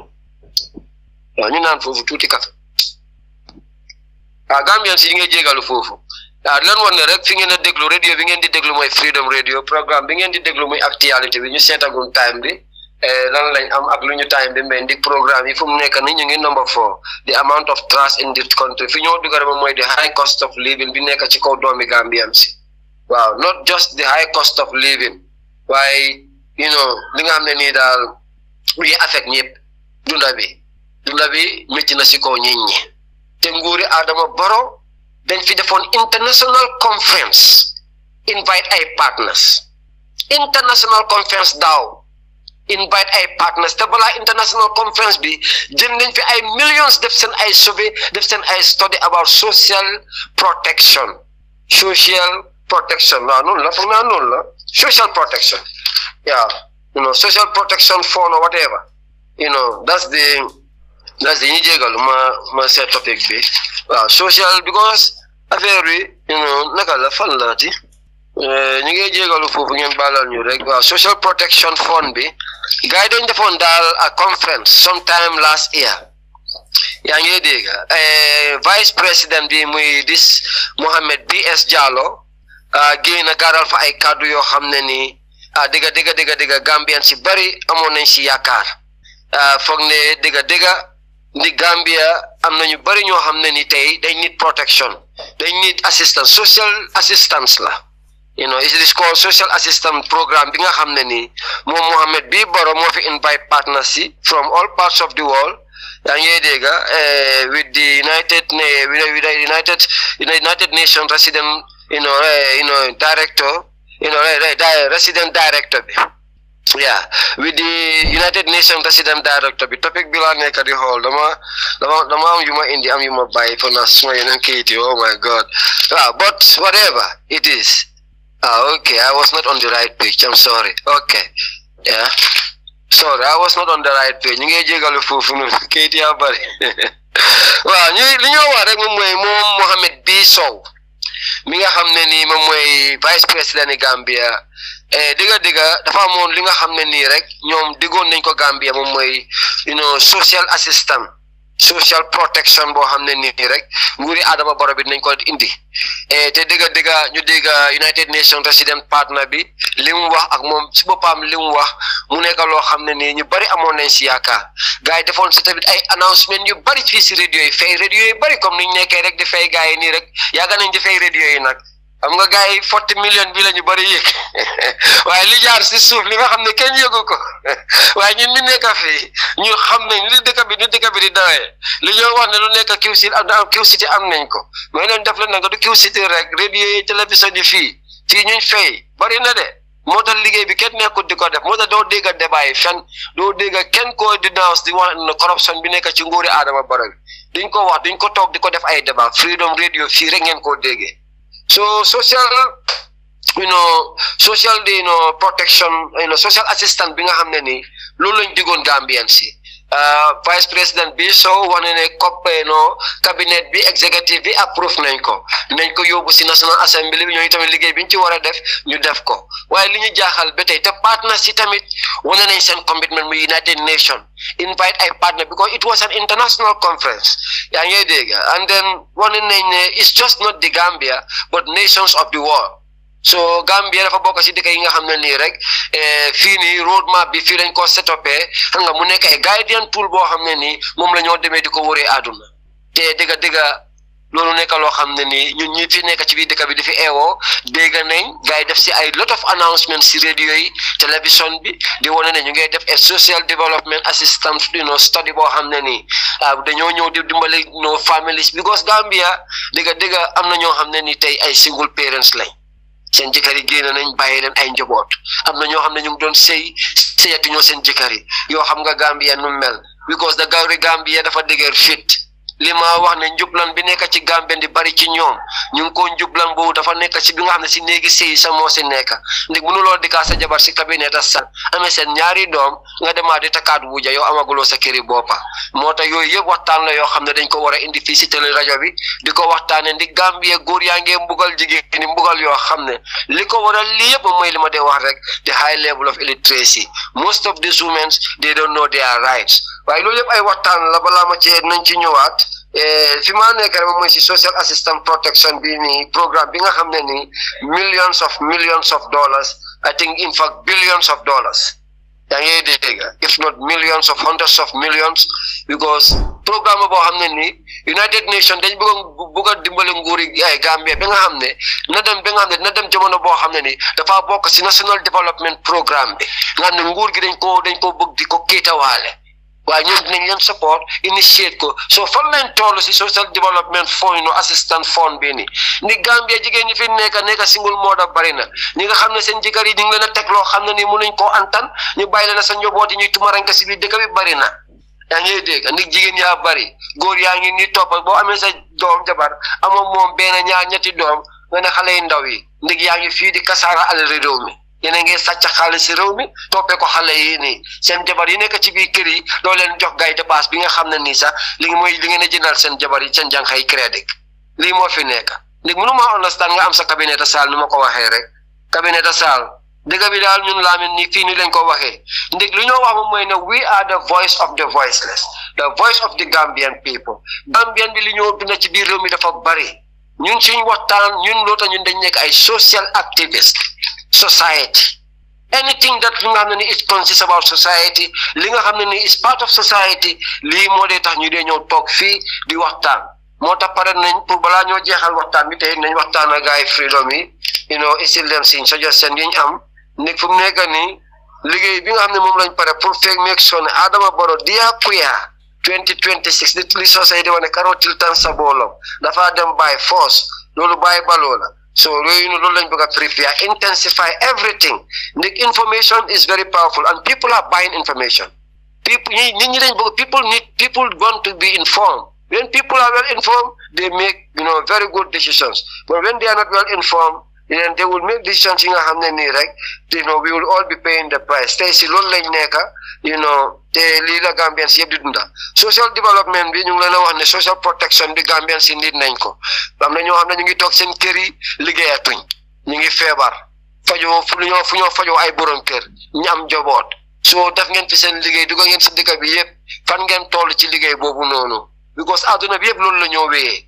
ba fam ñoo xam ne dañ soxla ndimbal society ñëpp mën a luñ seen boppa ñi nga xam ne nii they are vulnerable mën a luñ seen boppa a responsible state administration if you care about the well-being of your people wax dëgg neex yàlla you will cater for them kon ñu ngi leen a kooloon di leen won ne ñu ngi leen di xaar si li nga xam ne def ngeen ci alal gu bari ndik seen comité si doo leen ma wax ne ay comité yoo xam ne da ngeen doon set up yaa ngay dégg seen gars yi doon def studies si resources ñu doon use moto yi ñu doon use all over the Gambia doo leen ma wax ne loolu defu leen ci ay millions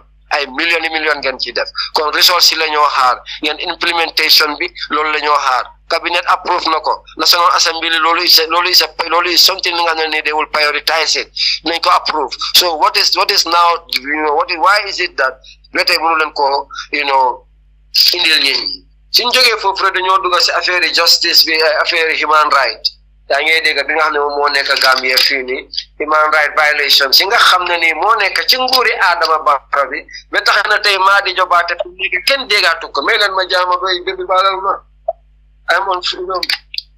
yaa ngi dégg ma ne ko human right violation si nga xam ne maa ngi leen koo wax di leen wane dictatorship in the making li lay tax tey maa di jobaate kenn déggaatul ko ndek intimidation beeg unlawful arrest yi gars yi nekk di commencé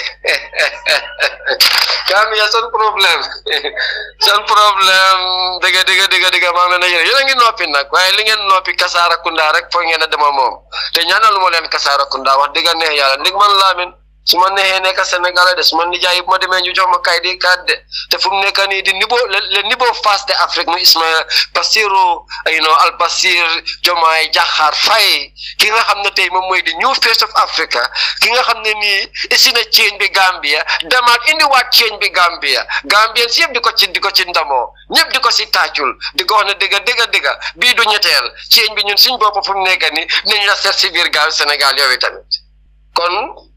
di leen wax ne rek fi ñoo dugga rek moom mooy kasaara bi nekk seen nguur gi ndek fu mu nekk ni intimidation lay start yaa ngi dégg di arrest waaw maa di jobaate li lay tax tey kenn déggaatul ko man fu mu nekk newspaper yëpp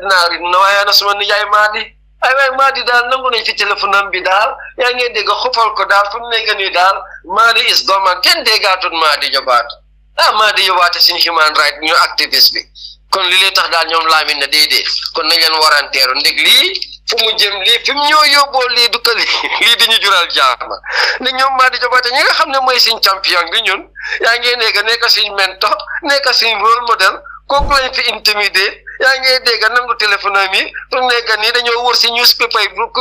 mën na ko news media bu nekk ñu ngi seet ana Mr Minto di fu nekk gisatuma dara lim fi naati waaye lii nag lii jaama la ana Mr Minto di ubbi page di xool fu nekk duñ gis Mr Minto li ko waral tey mooy ne nguuri Adama Barrow bi dañ door di intimider Gambian si yaa ngi dégg presse bi liñ si soxla lu bari amooy guñ ko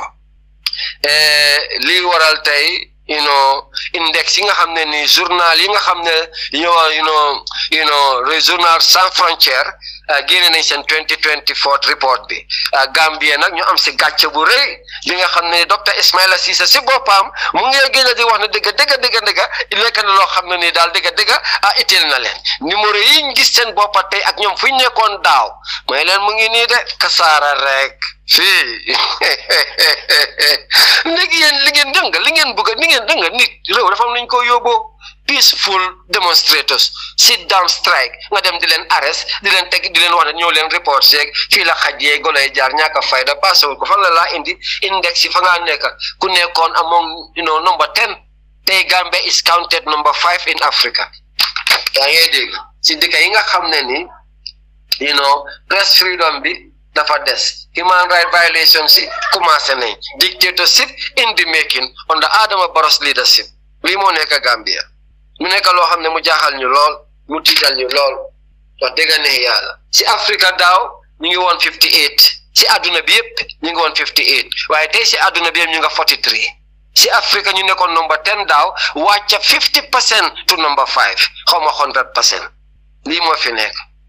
tey docteur Ismaïla Ceesay génn di ñu wax ne nekk na loo xam ne itteel na leen dinañ seet niñ koo saafaralee ma leen ko daan saafaral dara doo leen ay nit yi dégg yaa ngi dégg waaye si li ngeen nekk nii du leen jural jàmm ndig li ngeen nekk nii Gambians are paying the price nit ñi am seen ay njaaxre ne dañoo dem toog wax seen naxar yaa ngi dégg ngeen téye ñi ñooñu teg leen benn place maa di jobaate mu ne police officer bi di ko call yaa ngi dégg di wax Madi ne I am checking on you Madi ne kon I don't check on me you are not my friend you are not my family yaa ngi dégg fan yii nii yëpp maa ngi leen a gis ñëw ngeen fii def li ngeen a def ngeen demati fu mu nekk nii ñi ñaa ngi leen a gis yéen a ngi wër si suma territoire di ma intimidate di ma threaten maay waxati ngay maa call xawma la nekkuma yow xarit ngay maa wax ne you are checking on me the next minute Madi is invited to the police station. So in a situation like that, gis nañ fi ñoom Alaaji Bora lu ñu leen def Mohamed Dabo nga ne la kër Fatou fu mu nekk nii keroog bi ñu jógee anti crime bi léegi weekend ba gaa jox ko Malta mu ne xaw ma Fanta fu mu nekk nii loo dégg wiw Barrow la so ñu jëlati journaliste yi jëna leen boo génnee nga nekk human rights activist yaa ngi nekk international naka la organisation bi tuddaati sax Transparency International foog na waaw ñu ngi binda di leen jox seen woon ñoom tey di leen won ne li ngeen a jéem a commencé ñun fogoon nañ ne Gambie yéen ñu waxoon ne never again waaye never again fu mu nekk yéenay commencé waat yii ma ne leen ne ñii wecceeku wuñ de wecceeku ñii wecceeku wuñ never again ay wax la rek ay ana demul mooy la waaye yow ñii wecceeku wuñ a ngeen wax fii ñan ya dégg never again fan la never again amee never again du am fen you see yaa ngi dégg so index yaa ngi ni human right violations yi te ba tey rek justice system bi yaa ngi dégg ne ñëw si affaire Ousainou Bojang bi ak Kumba Siñaan Gambien si bari ñu ngi wax ne Kumba Siñaan dafa nekk di dof lu boppam di aat dof te Kumba Siñaan dara defu ko te dañoo yëgal Kumba Siñaan ne dafa rey nit ku rey nit nag dafa am lu luwaa santaane doo rey doomi jàmbur ba pare nga ñëwaat fii dem tey di toog si biir kaso bi di aat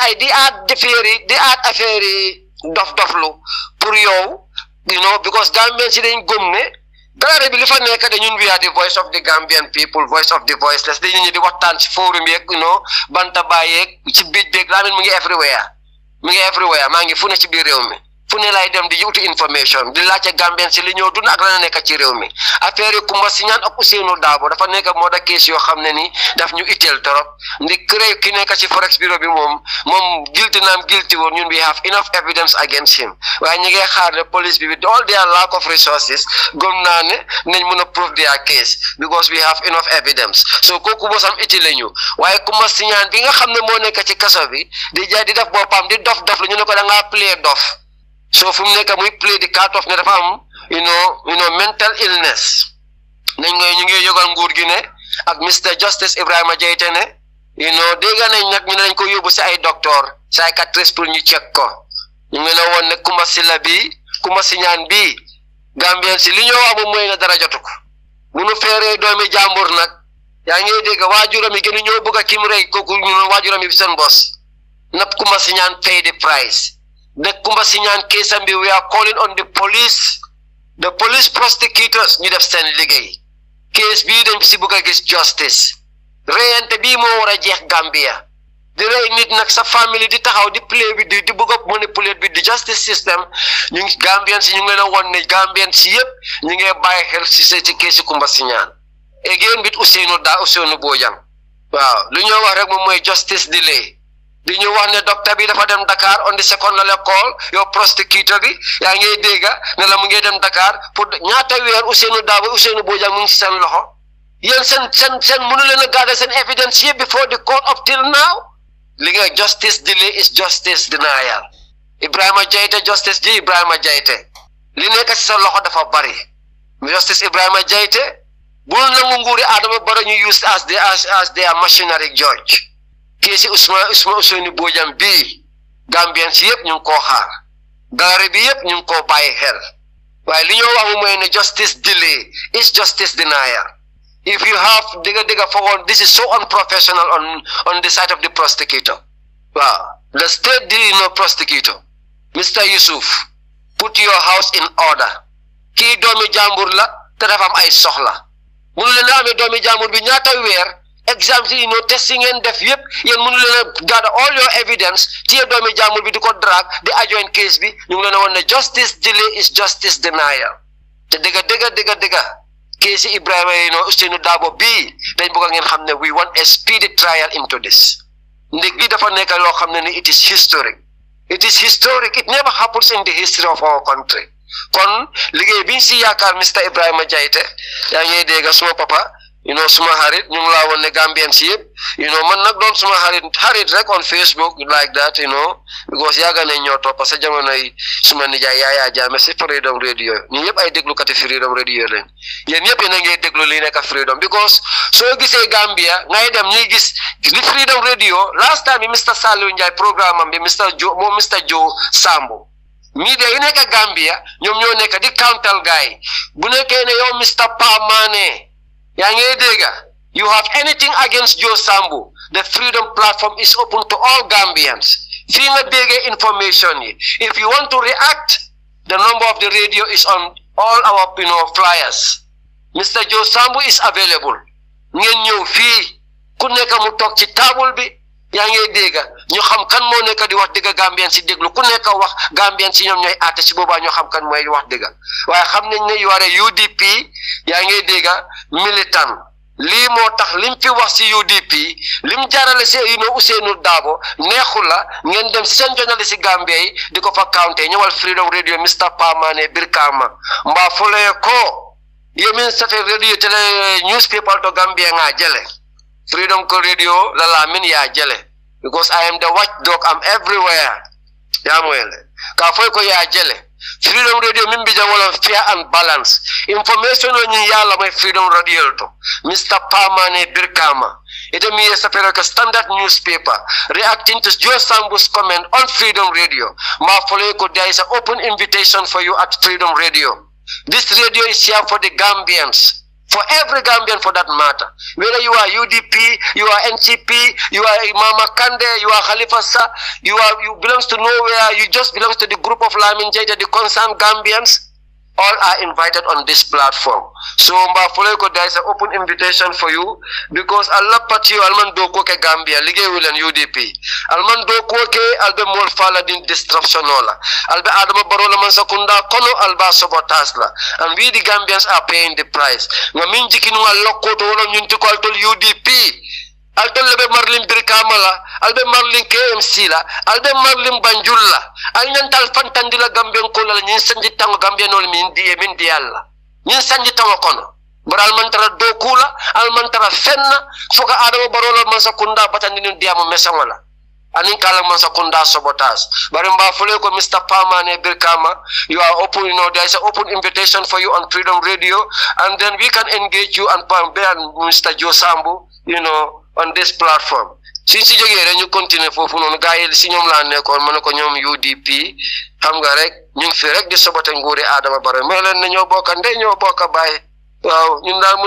root ate. Why not digga?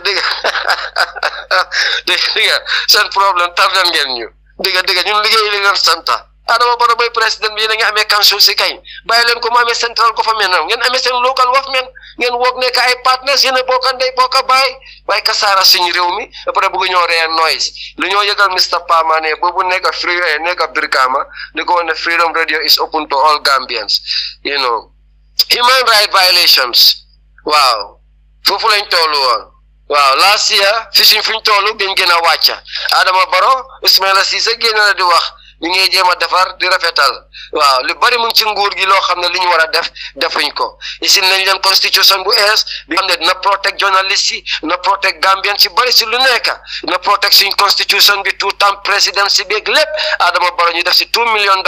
mu jël ko sànni ko ci mbalit bi $2 million boobu jaroon na ay ambulance jaroon na ay moto yaa ngi dégg pour police station bi nekk Bruce bi police station bi nekk bu Sibanor yi nga xam ne amuñ benn moto police yaa ngi noonu toog seen office yi bu sàccee dugg si biir dëkk bi amuñ benn moto bu ñu leen a toppee te sàcce yu amee seen ay moto amee seen ay fetal li may kasaara bi Gambian si di dundee yaa ngi dégg lii tax na rek tey Gambia on the Adama Barrow leadership liñ nekk di def nii di intimidate nit ñi comme liñ def Mr Madi Jobaate suñ xarit boobu noonu góor Madi suma xarit la man I just like him xamut man waaye am naa ne dégg na ma ndig Lamin moom dem na viral xanaa kañ trial nga wax ne taxawut ko waaye viral moom yooyu waxatuñ ko so lii moo fi nekk waaye kilifa bi mel ni Mr Sam Sarr gis nañ moom itamit mi def a comment about li nga xam ne nii rek dégg loolu la media bi mbootaay journaliste yi nekk ci àdduna bi wone ne dëgg nekk na loo xam ne ni lu leen naxari la waaye lii yëpp li ko waral rek li ci gën a waral sax moom mooy président bi alal bi moo jël di ko fayal ay bi di ko jox ay lifi naka tuddati sax ay journaliste ay media houses mu ne lii yëpp ci bokk na ci li nga xam ne nii sax dina tax ne because Gambia dañoo fin ne journaliste yi compromise nañ seen liggéey te loolu mooy liy dëgg léeg tax tey Gambia ay jointi li sa fa nekk groupe bi Peter Gomez bi yaa ngay dégg ak ñi fa nekk xaleem yi waaw because Adama Barrow leen a fay bu ñëwee jéeno West Coast Radio Peter tegal leen café tegal leen tea ne leen boo leen bëggee salade sa wala sandwich ma tegal leen plateforme bi yéen a ko moom lu leen neex laa leen di laaj lu leen neexul duma leen ko laaj ndig dëgg contrat bi nekk suñu diggante il faut ñu promote seen agenda ma leen aha keñ kon nekk Sarakunda ku demoon tey Baboucarr Gueye of Citizen FM nga ne ko Gambia bii tey journaliste yi li lañ nekkee Gambia waaye dëgg journaliste yi baax yaa ngi fa ndig Mr Sam Sarr yaa ngi dégg bu Foroyaa newspaper génn na si ay di wane ay kaddu yaa ngi dégg di leen wane lii naxari na leen te ñooñu noonu ku leen xam-xam na si dëgg la ñoo dox nguuri Adama Barrow duñ dem di leen jox seen notice seen 5 millions yii nii ndig ñooñu ñàppañ 5 millions yaa ngi dégg so lii moo ci nekk moom naxarul na ko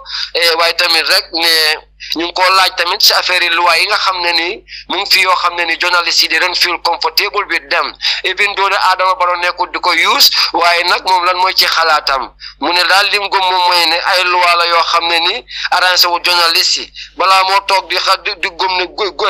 di dem by the goodwill of the president li mu gëm moom mooy to be protected by the law. So Adama Barrow ñu ngi laa woon ne those laws nga try nga ameen leen comme que mënuloo change the constitution mënuloo repeal the 1990 constitution because da nga am agenda to go for a 3-term presidency waaye foofu ñu ngi laa xaar bunti number one Marina Parade nañ la woon ne power belongs to the people bu ñu fa jógee rek ba tey si affaire human right violations yi moom mooy prison conditions in the Gambia. In fact the prison facility bi nekk Banjul Mile 2 Central Prison is inhuman. Néegi niñ leen sampee baaxul considering climate change environment bi amul space bi nga xam ne nii loolu la pre-inmates si soxla foofu ñu amul facilities yi nga xam ne nii it is to modern prison yaa ngi dégg groupe bi ñi di def si biir prison si nekk si ay dormitories yaa ngi dégg daf dee cause lot of trouble daf dee tax sa di last time ñu ngi dégg prison bu fa jam nit ba tax ñoom Yankuba Touré seen groupe bi ñu tasaaroo leen ñi nga xam ne ñoom ñoo daan toog di waxtaan waaye fii nañ ne rek am nañ seen gang yi because prison bi dafa xat yaa ngi dégg prison bi is not to standard environment bi baaxul yaa ngi dégg te àdduna dafa gudda tànka sóoraale ne prison bi Mr President sóoraale ne àdduna doomi aadama kenn jombul dara sóoraale ne mun na yow sa boppa mun ngaa dugga si prison bi ëllëg kon demal nga sampal Gambians a modern prison àdduna dafa gudda tànka doomi aadama dara jombu la gis nañ fi yonenti yàlla yi fi dugal kaso gis nañ fi ñoo xam ne ni ay wàll yu yàlla yiñ fi dugal kaso Serigne Touba lim am ak lim li ko yàlla may genn wàllam Adama Barrow du amuloo ko te tubaab bi daf ko téye dugal ko kaso kon kaso doomi kenn jaamu jomb ko kon defaral kaso yi nga xam ne yow sa bopp yow mi président Gambia tey nga xam ne kaso jomb la kaso bii nekk Mile 2 Central Prison is there for every Gambian and non-Gambians living in that country that includes you and Fatouba Barrow and Sadio Barrow lii mooy liy dëgg kon ñu ngi laa woon ne rek we deserve modern prisons and then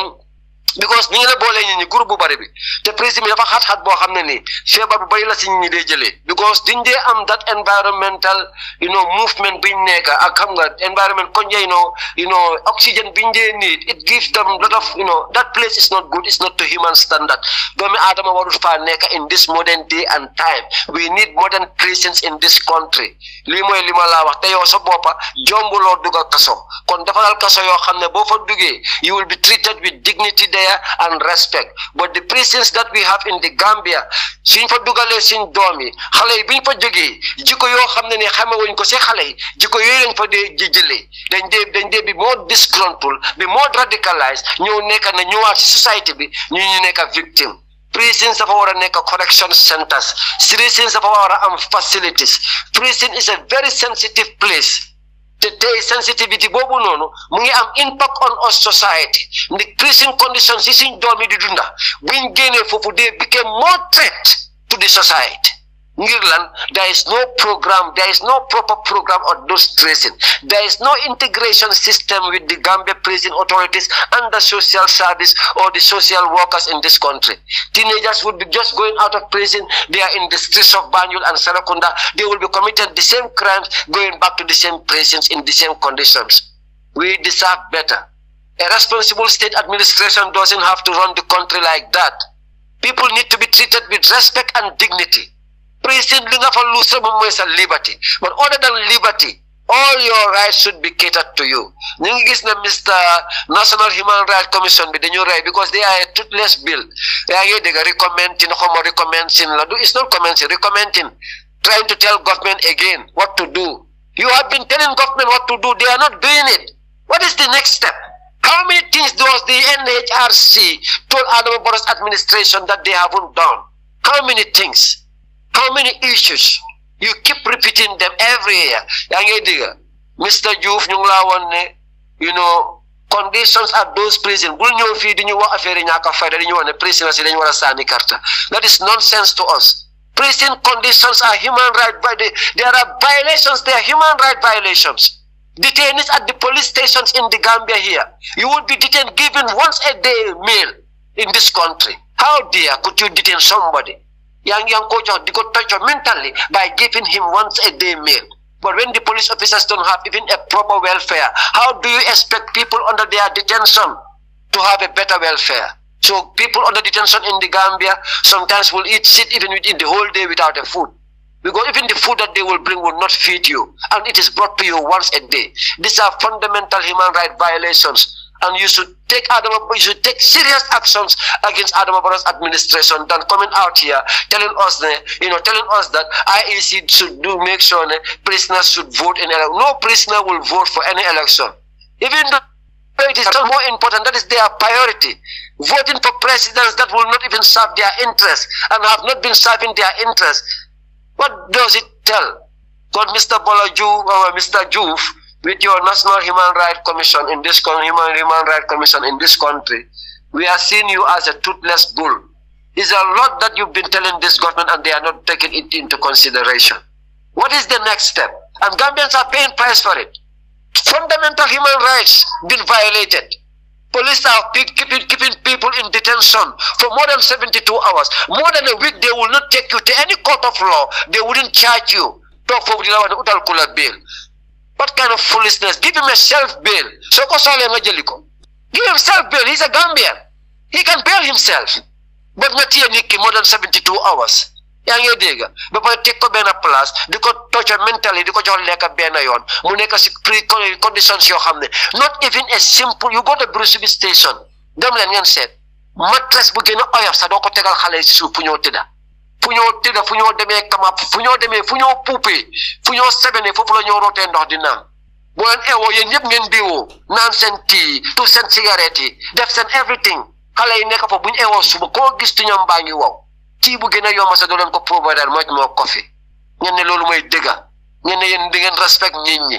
That is a total human right violation. That is an insult to the Gambian people. We deserve better, Mr. Human Rights Commission Director, you're Mr. Juf. Telling us that they should be voting, that's not our priority. The priority is their welfare, the facilities that they live in,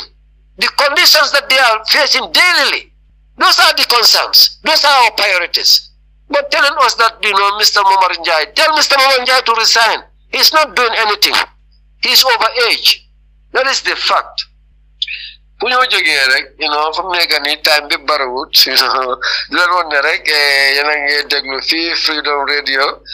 ak seen xarit alkali ko ninki nanka voice of the voiceless Gambians kanda man sa koribale kula waaw yooyu title yi la suma nijaay ñoo ma ko dee jox waaw moo ko fu mu nekk nii ñun suñ géwél yi damatuñ géwél soo ñun dañoo nekk suñ géwél yi booba bu ñu kenn tagul ñu taga suñ booba waaw kenn duñu rey des li mooy li fi nekk waaw mu ne ko buñ si jógee rek ñu ñëwaat the pride of the Gambian consumers waaw nit dañoo sonn Mohamed Jamu ñoo teg loo xam ne antanuñ ko QCell dañu tege Africell dañu teg loo xam ne antanuñ ko yaa ngi dégg the cost of internet in this country waaw and the high cost of electricity Mr. President is a concern waaw much more nag yaa ngi dégg the the rental houses yi yaa ngi dégg 2-bedroom apartment di wax ñu $10,000 si bourse bi bii nii it has to be put into consideration da ngeen war a regulate the whole rental issue yéen a ngi dégg programme bi mu ngi desee ñaata minute léegi fii lu ñu war a wax dafa bëri waaye time bi dafa xalaat mel ni lu jeex waaw fu mu nekk 12 minutes lañ desee rek waaye 12 minutes yi nañ seet because agriculture li ñu ci waroon a wax si smart farming bi boobu ñëwaguñ ci waaw smart farming bi daal li ñoo wax rek Adama Barrow nguuram bi ñëw na fi dañu rey rek project yi multi-million-dollar project initiate def fi indi fi ay partners xaw ma ay Turkish lañ xaw ma waa Rome lañ xaw ma waa Romania lañ ñëw nañ fi daal ay noppay xonqal lañ ñu indil li ñu wax ne daal invest nañ bokk def nañ am nañ partnership with partners under a multi-million-dollar project lañ ñu wax multi-million-dollar project waaye lii firnde na dëgg smart farming boobu noonu multi-million-dollar project la because the amount I could not remember but it's more than what is just recently been given so jamono yu nekk nii rek fan yii nii World Bank bi joxaat nañ leen almost $68 million man $1 million yii nii man du dee nekk dara moom farmers si Gambia ñun bëriwuñ ñun bu ñu siidale woon suñ million nañ ñu ko jox sa si dalasi waxuma tubaab si dollars yaa ngi dégg because farmers si Gambia how many Gambia's farmers do we have waaye ñu ne ñu ngi target almost 200,000 farmers targetoon nañ 100,000 farmers fu mu nekk ñu ngi extend figure bi to 200,000 waaw well, dëgg figures yii nii ñan ñoo nekk di jox World Bank these figures but Gambian intellectual criminals 200,000 Gambian farmers ma ne loolu fan lañ nekk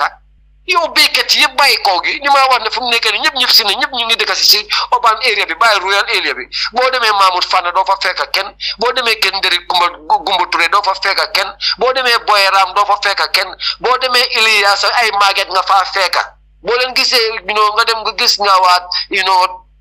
Kerawaan waa Kintekunda Maronkunda Janeya boo leen gisee seen dëkk ay gàmmoo leen faa yóbbu adduna bi yëpp tasee si dëkk bi yooyu leen faa yóbbu ak léegi cultural festival yi ngay xewal ni waaye village yi kenn nekkatu fa ay màggeti kese ak benn xale yu góor yi yaa ngi dégg ñi nga xam ne nii ndeysaan mënu ñoo abondant village si Royal Gambia is dafa dee tey boo demee nga xam dëkk bu mel ni Kuntawur ñëwoon la Kuntawur nga laaj ci kilifa Banjul yi ñu daan dem trek wala ñi nga xam ne ay mag lañ woon di daan dem trek si ay jamono ñu ne la Kuntawur ñu ne la Kawur yaa ngi dégg wax la Farafeñe dëkk yooyu jamono yooyu noonu ñuy laa wax ay dëkk yu mel ni ñoom njaaw nekk ca biir fa la ca kaw ay wasu jamono jooju noonu waaye tey dëkk yooyu yëpp de à ghost towns boo demee nga gis GMP bi nekkoon Kuntawur nga gis place bi kër yi everything is been abandoned it becomes a ghost town billahi wallahi taala ñëpp dëkk si joban area bi fii nii so Mr. President lu ñoo wax rek consumers yi da ngeen ñu war a put into consideration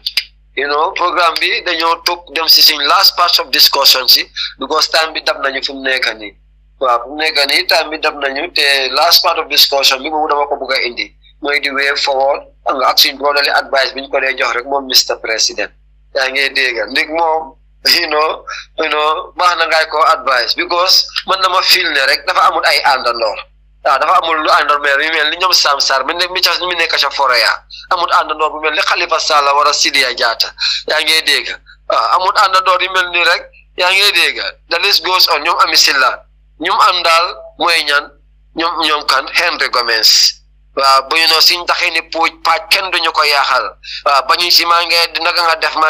def maa ngi tane waaw seen taxee ni sipa ak seen taxee ni puuj paaj nga den déglu ministre of fisheries yee ñu ko interview mu ne man moom du ma dee ñaaka jën suma fridge yëpp ñu ngi suma freezers yëpp ñu ngi fees a jën because man maay ministre of fisheries mu ne kii kan laa saaga kan laa ñaawal nii gis nga kii nii ma toogutal si rajo bi kii am naa li ma wax waaye ñun gune Banjul la ñi nga xëy na Gomez kan la yàpp yaa ngi dégg taxi ni puuj paaj man loolu fan laa ko mos a lekkee bu ne ma sabu sipa bi ma wax nii sabu mos a tane na taxi ni sipa waaye puuj paaj loolu ñoom rek a ko xam ñoom waa mbaxal cabinet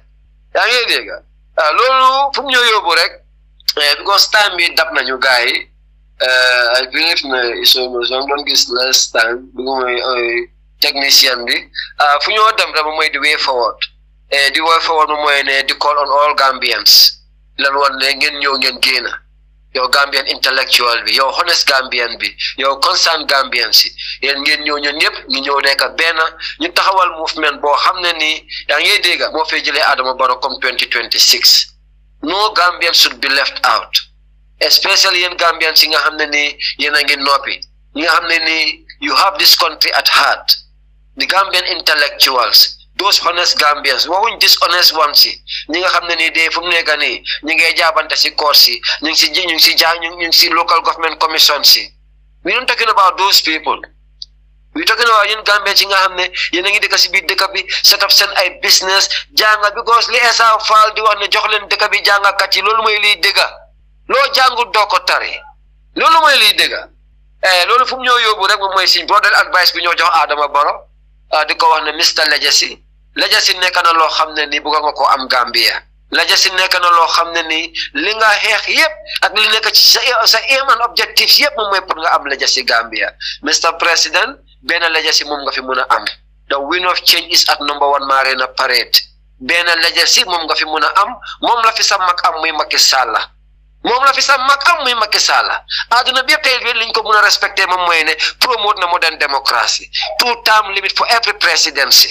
ñu ngi laa won ne do not be drunk in power Mr President Sada Kairaba Jawara dafa overstay jigewu ko num fi jógee neexewu ko Yaya Jammeh dafa overstay num fi jógee neexewu ko Mr President boo toppee ñu mel ni Pa Njie Girigara di la woon ne this is the way that you have to take to win 2026 elections maa ngi laa wax ne ñooñu duñ seen xarit ñooñu ñoo kasaara nguuri Yaya Jammeh ñu mel noonu comme li ma doon wax di last time di wax Eric Tunde Jatta it was not Eric Tunde Jatta it was the paramount chief Demba Sanyang ñoo fii di ñu taxawal di ñëw di wax ne Yaya Jammeh should be crowned as a king Mr President kon li ñu laa wax rek moom mooy ne na nga waajal sa boppa balañ laa waajal boo waajalee sa boppa boobu dina neex waaye bu la ñoom Lamin ak concerned Gambian si alkali ak concerned Gambian si waajalee 2026 Mr President si booba dina métier yow ndig benn dañoo gis ne yow amaloo ñu benn respect ndig ne Mr President lu mu bon foog nañ ne yow di nga promote 2-term presidency for any 2-term limit for any for the presidency waaye yow da ñëw di ñu woon ne you want to be another dictator on us Mr President nañ la humiliate liñ bëgg nga xam moom mooy ne the Gambians are no longer at ease Mr President the Gambians are no longer at ease kon na nga waajal sa boppa bala ñu laa waajal mbokk yi fii la ñoo emale programme bi beneen talaata rek leen wan ne radio bi am nañ suñu app muy Freedom Radio programme boo leen downloadé app bi si Play Store bi rek waxtaan yi fi dee jaala bari na waxtaan yoo xam ne ni doo leen ko déggee fen boo leen bëggee xam li nekk ci nguuri Adama Barrow bi kasaara bu fa nekk jubanti bi fa nekk yaa ngi dégg luubal bi fa nekk boo leen ko bëggee xam da ngeen a download app bii ñuy wax ne Freedom app ñu bari na ñu ngi maa wax ne Lamin Freedom app bi waaw mënuñ ko understand gis nañ lot of Freedom Radio bii ñu ngi ko binda in F in a sort of a circle in F the letter is F ñu def fa red white blue white green letter F bi signifies Freedom Radio so boo gisee lu mel ni F amee red white blue white green rek boobooy di app for Freedom Radio yéen yëpp ngeen download app bi ngeen ñëw ñu bokk ci waxtaan bi fii lines yi they are open nañ am nañ nag proposal bi gëm nañ ne radio bi executive bi ñu ngi ñoo déglu am nañ proposal ndi Gambia dafa am lu ñu war a waxtaanee dafa bari Lamin dafa ñëw fii point of discussion si yu bari dama dee ñëw rek xam nga duma ci dee wax but there are experts ñi nga xam ne nii mun nañoo ñëw ñu oo leen am nañ proposal su nekkee ne radio bi mun nañoo jox programme boo xam ne nii yaa ngi dégg bëgg nañ koo indi mu nekk wax sa xalaat ci réew mi bi nga xam ne nii doomi Gambian si intellectual yi moom mbooloo koo xam ne doomi Gambian nga rek bu nekk si société bi mun nañ la say invite nga ñëw wax si sa xalaat so loolu noonu am nañ programme am nañ suggestion te feel nañ ne tamit information is powerful kon feel nañ ne programme bi ñoo def ni tamit si olof buñ ko mënee am tamit si Mandinka di seen programme rek moom mooy the voice de actualité mu nekk voice of the voice of the voiceless in a Mandinka programme wara xëj na another amoon nañ tam because Gambia we are getting a lot of things wrong lu tax ñu dee get things wrong is the way you are doing it waaye time bi jeex na nañ amale programme bi fii nii di leen wax ne rek ngeen tune in ba di leen jox dig daje ba beneen talaata di leen sant tamit seen time bi ngeen dee jël di ñu déglu ak di déglu radio bi di leen wax ne tamit app bi na ngeen ku ko am rek na nga ko share with your family and friends because information is powerful. When people are well informed, they make the right decisions. And Gambians see dega si situation biñ nekk ni bi moom mooy ne because the people bi they are not rightly informed. Dega la Halifa Sallah yàgg naa wax naa yéen ñetta fukki at jaay leen marchandise boo xam ne ni muy system change ak total transformation waaye because of the ignorance the high level of ignorance bi nekk si suñ society bi Gambians si mënuñoo xam the value of marchandise boobu waaye di leen woon ne rek ngeen ñëw ñu ngi si tamit si forum bi Concerned Gambian forum bi ku fa bëgg a bokk rek mun nga ñëw contact si 515-6456 leen woon ne tamit Freedom Radio am na YouTube channel bi tamit boo leen demee si YouTube bi di ngeen mën a déglu programme bii ngeen a déglu fii si radio bi on the YouTube channel sant ñëpp gërëm ñëpp ba beneen talaata asalaamaaleykum